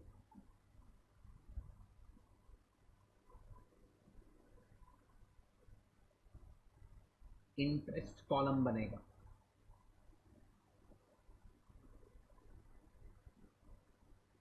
या कॉस्ट बोलो या अमाउंट कॉलम बोलो, चलेगा। ये कॉस्ट एंड अमाउंट कॉलम है ना, ये इन्वेस्टमेंट अकाउंट है, अकाउंट है, इन्वेस्टमेंट अकाउंट है। इंटरेस्ट कॉलम है ना, वो इंटरेस्ट अकाउंट है, बट उसको मैं कंबाइन कर दिया है यही फॉर्मेट में। Face value is just an information column, उसका कोई रिलेवेंस नहीं है, बट इंटरेस्ट कैलकुलेट किस पे करेंगे, इसलिए वो column banana.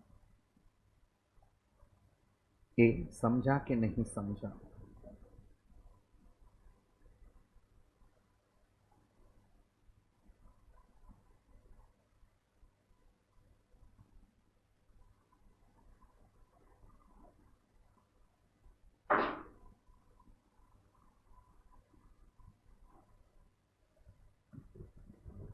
Date, particulars, face value, interest and cost.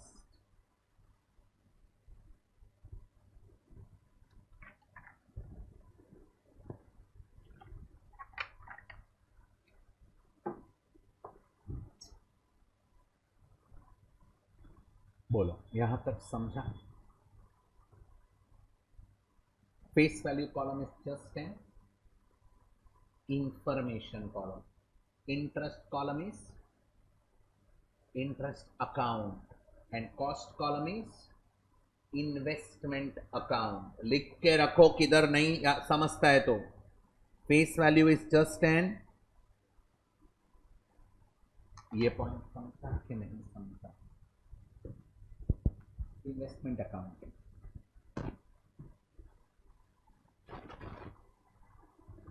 Have you understood this part? कल आपके कोई फ्रेंड्स आने वाले रहेंगे तो एटलीस्ट ये शेयर करना नोट्स उसके साथ, और उसको बोलना पढ़ के आए, क्योंकि tomorrow will concentrate only on question solving. उसके लिए थियरी आएगा तो क्वेश्चन इजी हो जाएगा। यहां तक समझा बेटा? 6 पॉइंट्स क्लियर? आगे बढ़ो। पॉइंट नंबर 7, एक मिनट मेरे को आंसर दो ना। इन्वेस्टमेंट परचेस किया, एंट्री कैसे लिखेंगे? Investment account debit, interest account debit to bank, तो इन्वेस्टमेंट के डेबिट में आएगा to bank. Face value column में फेस वैल्यू, इंटरेस्ट कैलकुलेट करना पड़ेगा। किस पे कैलकुलेट करेंगे? फेस वैल्यू पे। कितने मंथ का? From the last due date to the date of transaction, इसलिए तो वो पढ़ा है। इन कॉस्ट कॉलम में क्या आएगा ना? इन्वेस्टमेंट का कॉस्ट आएगा, ये दोनों ऐड थोड़ी करेंगे इसमें। Face value is just an information. मैं 102 पे किया था ना उसको, करें तो 102 विल कम। सच में समझा? हाँ देखो, अभी कुछ नया पॉइंट डिस्कस कर रहा हूं, सुनना।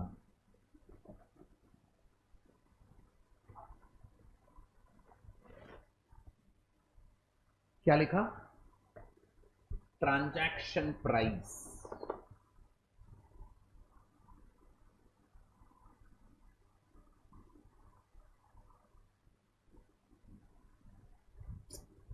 transaction price. That transaction price can be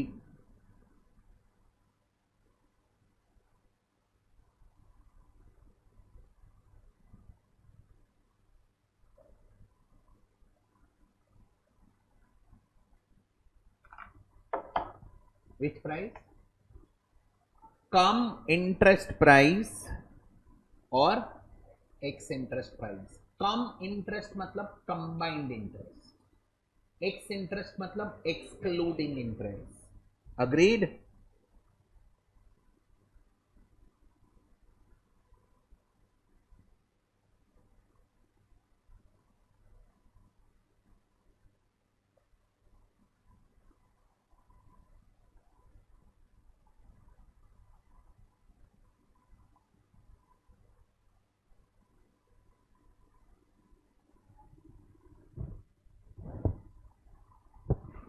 Excluding interest price. Combined interest मतलब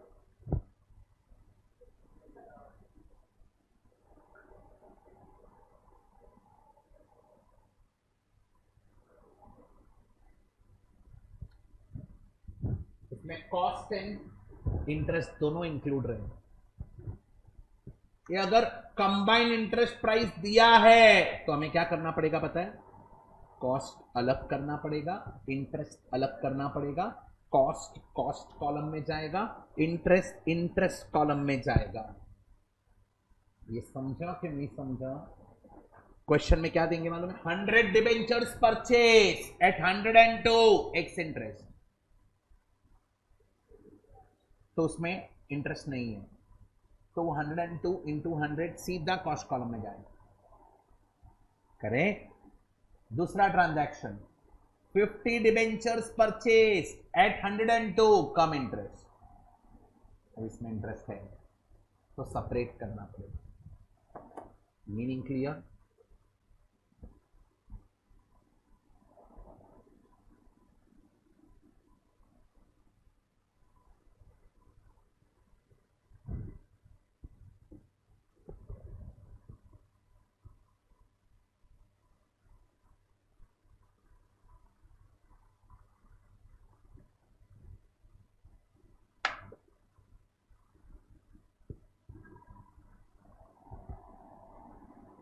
manageable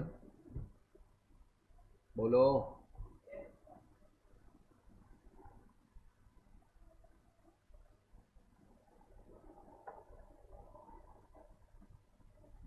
last part for the day,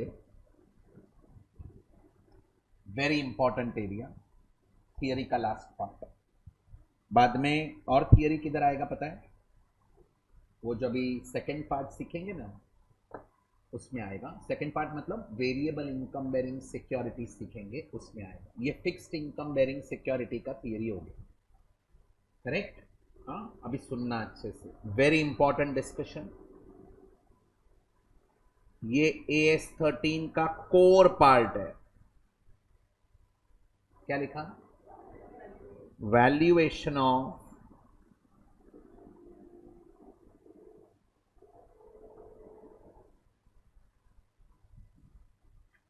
investments. I would say heading होना चाहिए classification and valuation of investments.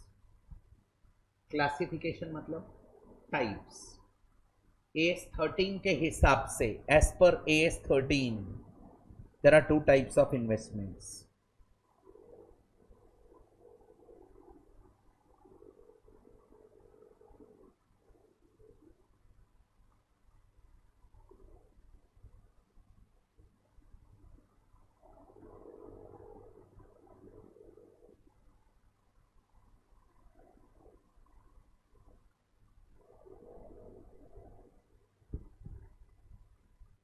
Current investments and second बोलो long term investments.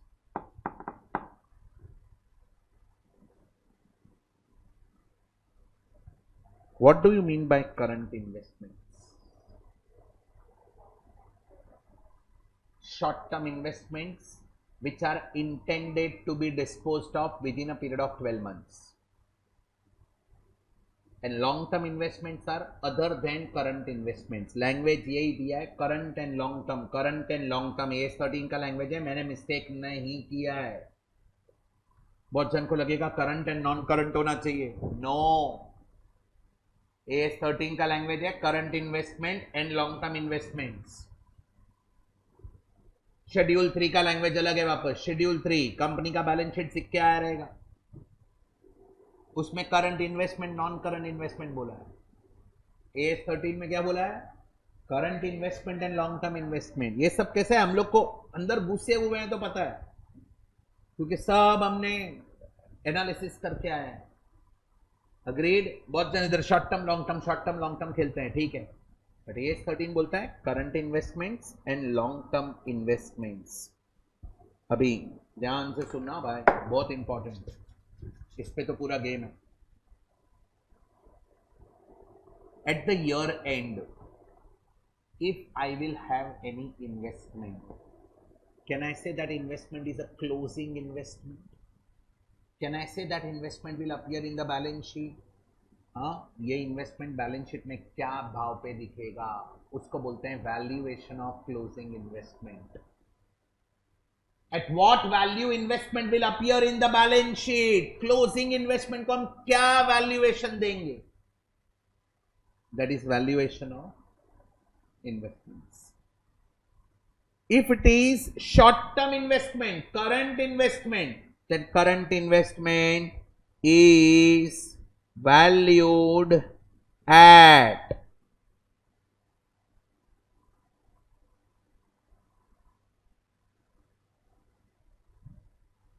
cost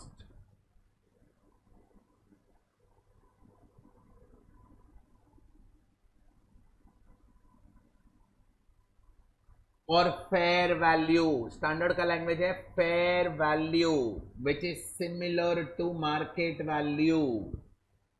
fair value is the value which is known between two knowledgeable person. It is called as arm's length price. दो knowledgeable person के बीच में जो price decide होता है, that is the fair value. We can say it is a market value. So current investment will be valued at what? Cost or fair value, whichever is lower.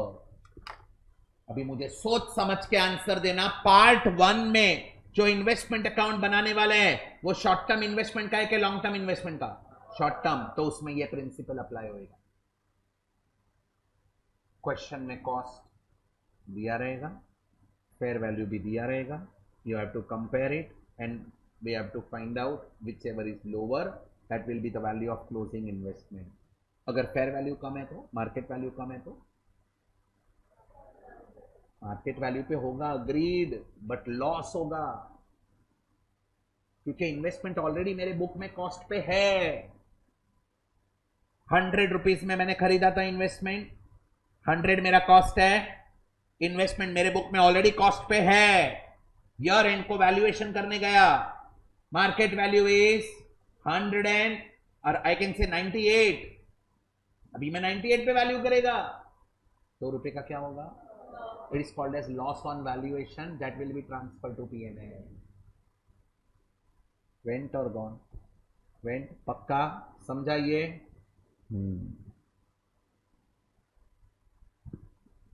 एक minute. मैंने 100 rupees का investment था, मैंने 98 पे value किया क्योंकि market price 98 था. Future में 98 का अगर वापस 102 हो गया तो वो जो लॉस मैंने अभी रिकॉर्ड किया उसको मैं रिवर्स कर सकता है कि नहीं?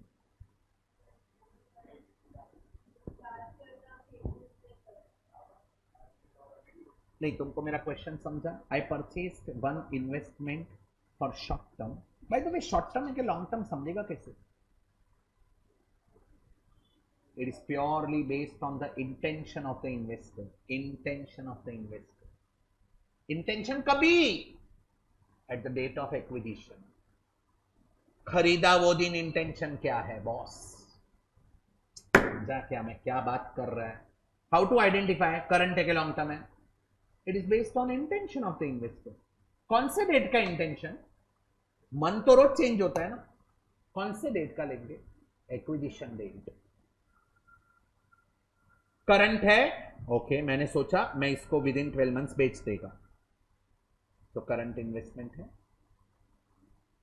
100 रुपीज कॉस्ट था, बैलेंस शीट डेट आया, मार्केट वैल्यू 98, मैंने 98 पे वैल्यू किया। अभी नेक्स्ट ईयर का वापस नेक्स्ट ईयर का एंड आया, अब तक मैंने बेचा नहीं है, इंटेंशन था 12 महीने में बेचने का बट बेचा नहीं है। अभी वो इन्वेस्टमेंट सेकेंड ईयर के भी बैलेंस शीट में दिख रहा है, बट मार्केट में वैल्यू हो गया 102। बोलो किस पे वैल्यू करें? 98 पे दिख रहा है ना, किस पे वैल्यू करेंगे? Answer is loss can be reverse. 98 से मैं रिवर्सल कर सकता है, और वो रिवर्सल कब तक, कहां तक? 100 रुपीज तक, ओरिजिनल कॉस्ट तक ही रिवर्स कर सकते हैं, उसके ऊपर रिवर्सल अलाउड नहीं है। मतलब 102 हो गया तो you can not value it at 102, you can not recognise future profit, it is against conservatism. ये समझा कि नहीं समझा? पक्का? तो कहां तक लेके जा सकते हैं रिवर्स करके? 100, मतलब कॉस्ट तक। Reversal is allowed up to cost, not beyond that. पक्का? क्लियर? आगे मतलब आगे 99 में, हाँ 98 से 99 तो 1 रुपये रिवर्स करेंगे ऑब्वियसली, तो मेरा इन्वेस्टमेंट बैलेंस शीट में अभी 99 पे दिखेगा। फिर वापस नेक्स्ट ईयर में, सर नेक्स्ट ईयर में 97 हो गया, तो मैं 97 पे बताएगा क्योंकि लॉस है, correct. But for your kind information, ये शॉर्ट टर्म इन्वेस्टमेंट सालों तक रहता ही नहीं है। Intention is to dispose of within 12 months, but if it is there for number of years, then this logic will be applied. Understood? Yeah, clear everybody? Last part, long term investment को किस पे value करा? मैंने, it is purely based on intention. मैंने रिलायंस का share purchase किया है 1200 रुपए में, and my intention is to keep it for 5 years। Can I say long term? मेरे बैलेंस शीट में क्या भाव पे दिखेगा? 1200 का 1500 हो गया, बोलो क्या भाव पे बताओ?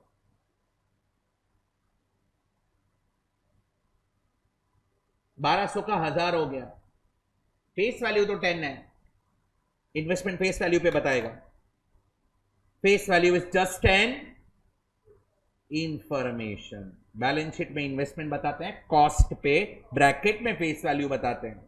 छोकरी शू करे छे, इन्वेस्टमेंट किस पे बताएंगे वापस मेरे को बोलो? अभी मेरे को आंसर दो। मैंने रिलायंस का इक्विटी शेयर परचेस किया है 1200 रुपए में, व्हाट इज 1200 फॉर मी?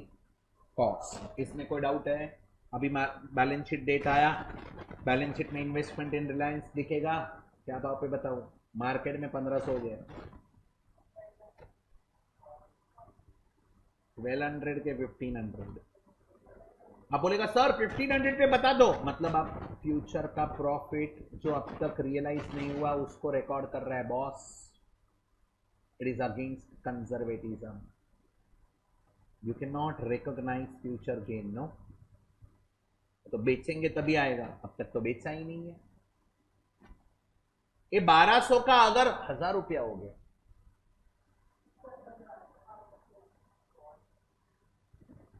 कितने पे इन्वेस्टमेंट रिकॉग्नाइज करेंगे?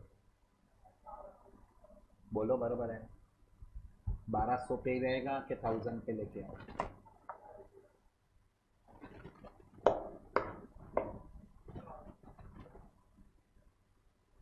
Long term investment always valued at cost, always valued at cost।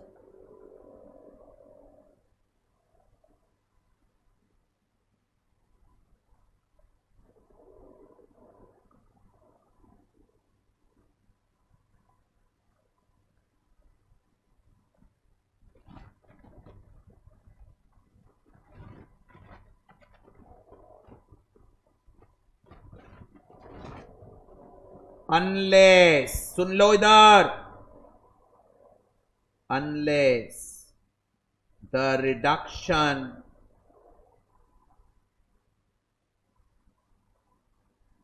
is other than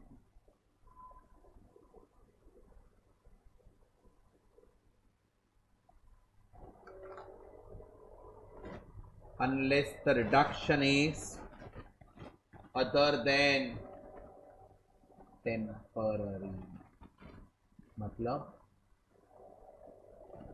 ये 1200 का 1000 रुपया हो गया, ये रिडक्शन हुआ। बोलो टेम्पररी रिडक्शन है ये कि परमानेंट रिडक्शन है? बोलो टेम्पररी रिडक्शन है। Temporary reduction will be ignored. किसमें? लॉन्ग टर्म इन्वेस्टमेंट में टेम्पररी रिडक्शन इग्नोर करने का। 1200 का सर 600 हो गया, टेम्पररी है कि परमानेंट है?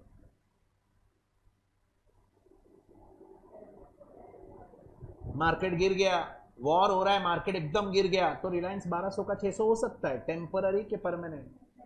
टेम्पररी। परमानेंट रिडक्शन होता ही नहीं है लाइफ में। होता है permanent reduction?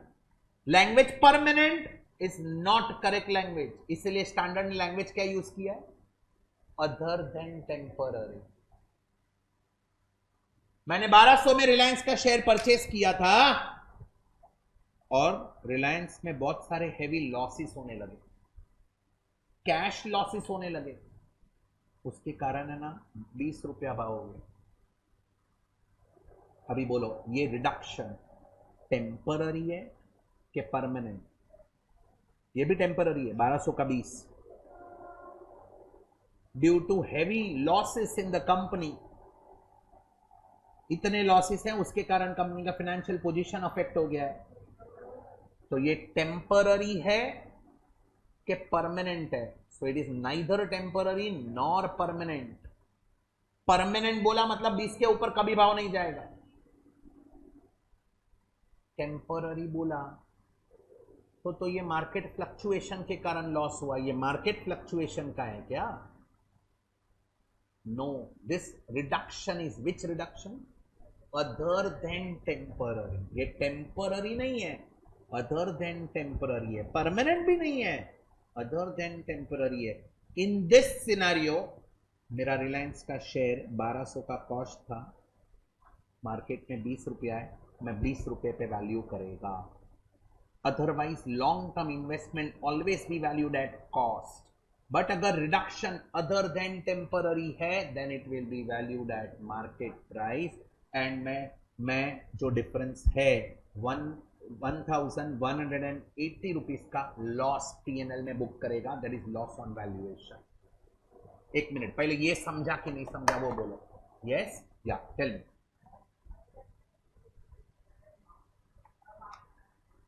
Yeah, of course, we can say that. Yeah. Other than market fluctuation, normal market fluctuation. Correct? Yeah. Have you understood valuation? यार इस पे क्वेश्चन है सब, बहुत सारे क्वेश्चन है वैल्यूएशन पे। आई होप यू अंडरस्टूड दिस। फिर फ्यूचर में वो 20 रुपए वाला, अभी मैंने 20 पे रिकॉर्ड कर दिया ना इन्वेस्टमेंट, तो मेरे बैलेंस शीट में 20 रुपया हो गया। फ्यूचर में 30 रुपीज होएगा तो 10 रुपए से बढ़ा सकते हैं कि नहीं बढ़ा सकते हैं? बढ़ा सकते हैं। Reversal is allowed up to what? Up to cost 1200 तक जा सकता है। करेक्ट। ये 30 का 300 हो गया तो बढ़ा सकते हैं 300 पे। बताओ अभी 300 से 1200 हो गया तो 1200 तक बताओ। 1500 हो गया तो नहीं, उसको we can not cross cost. बोलो कॉन्सेप्ट क्लियर? पक्का? Reversal of loss is allowed और not allowed? Allowed up to cost. Yes sir.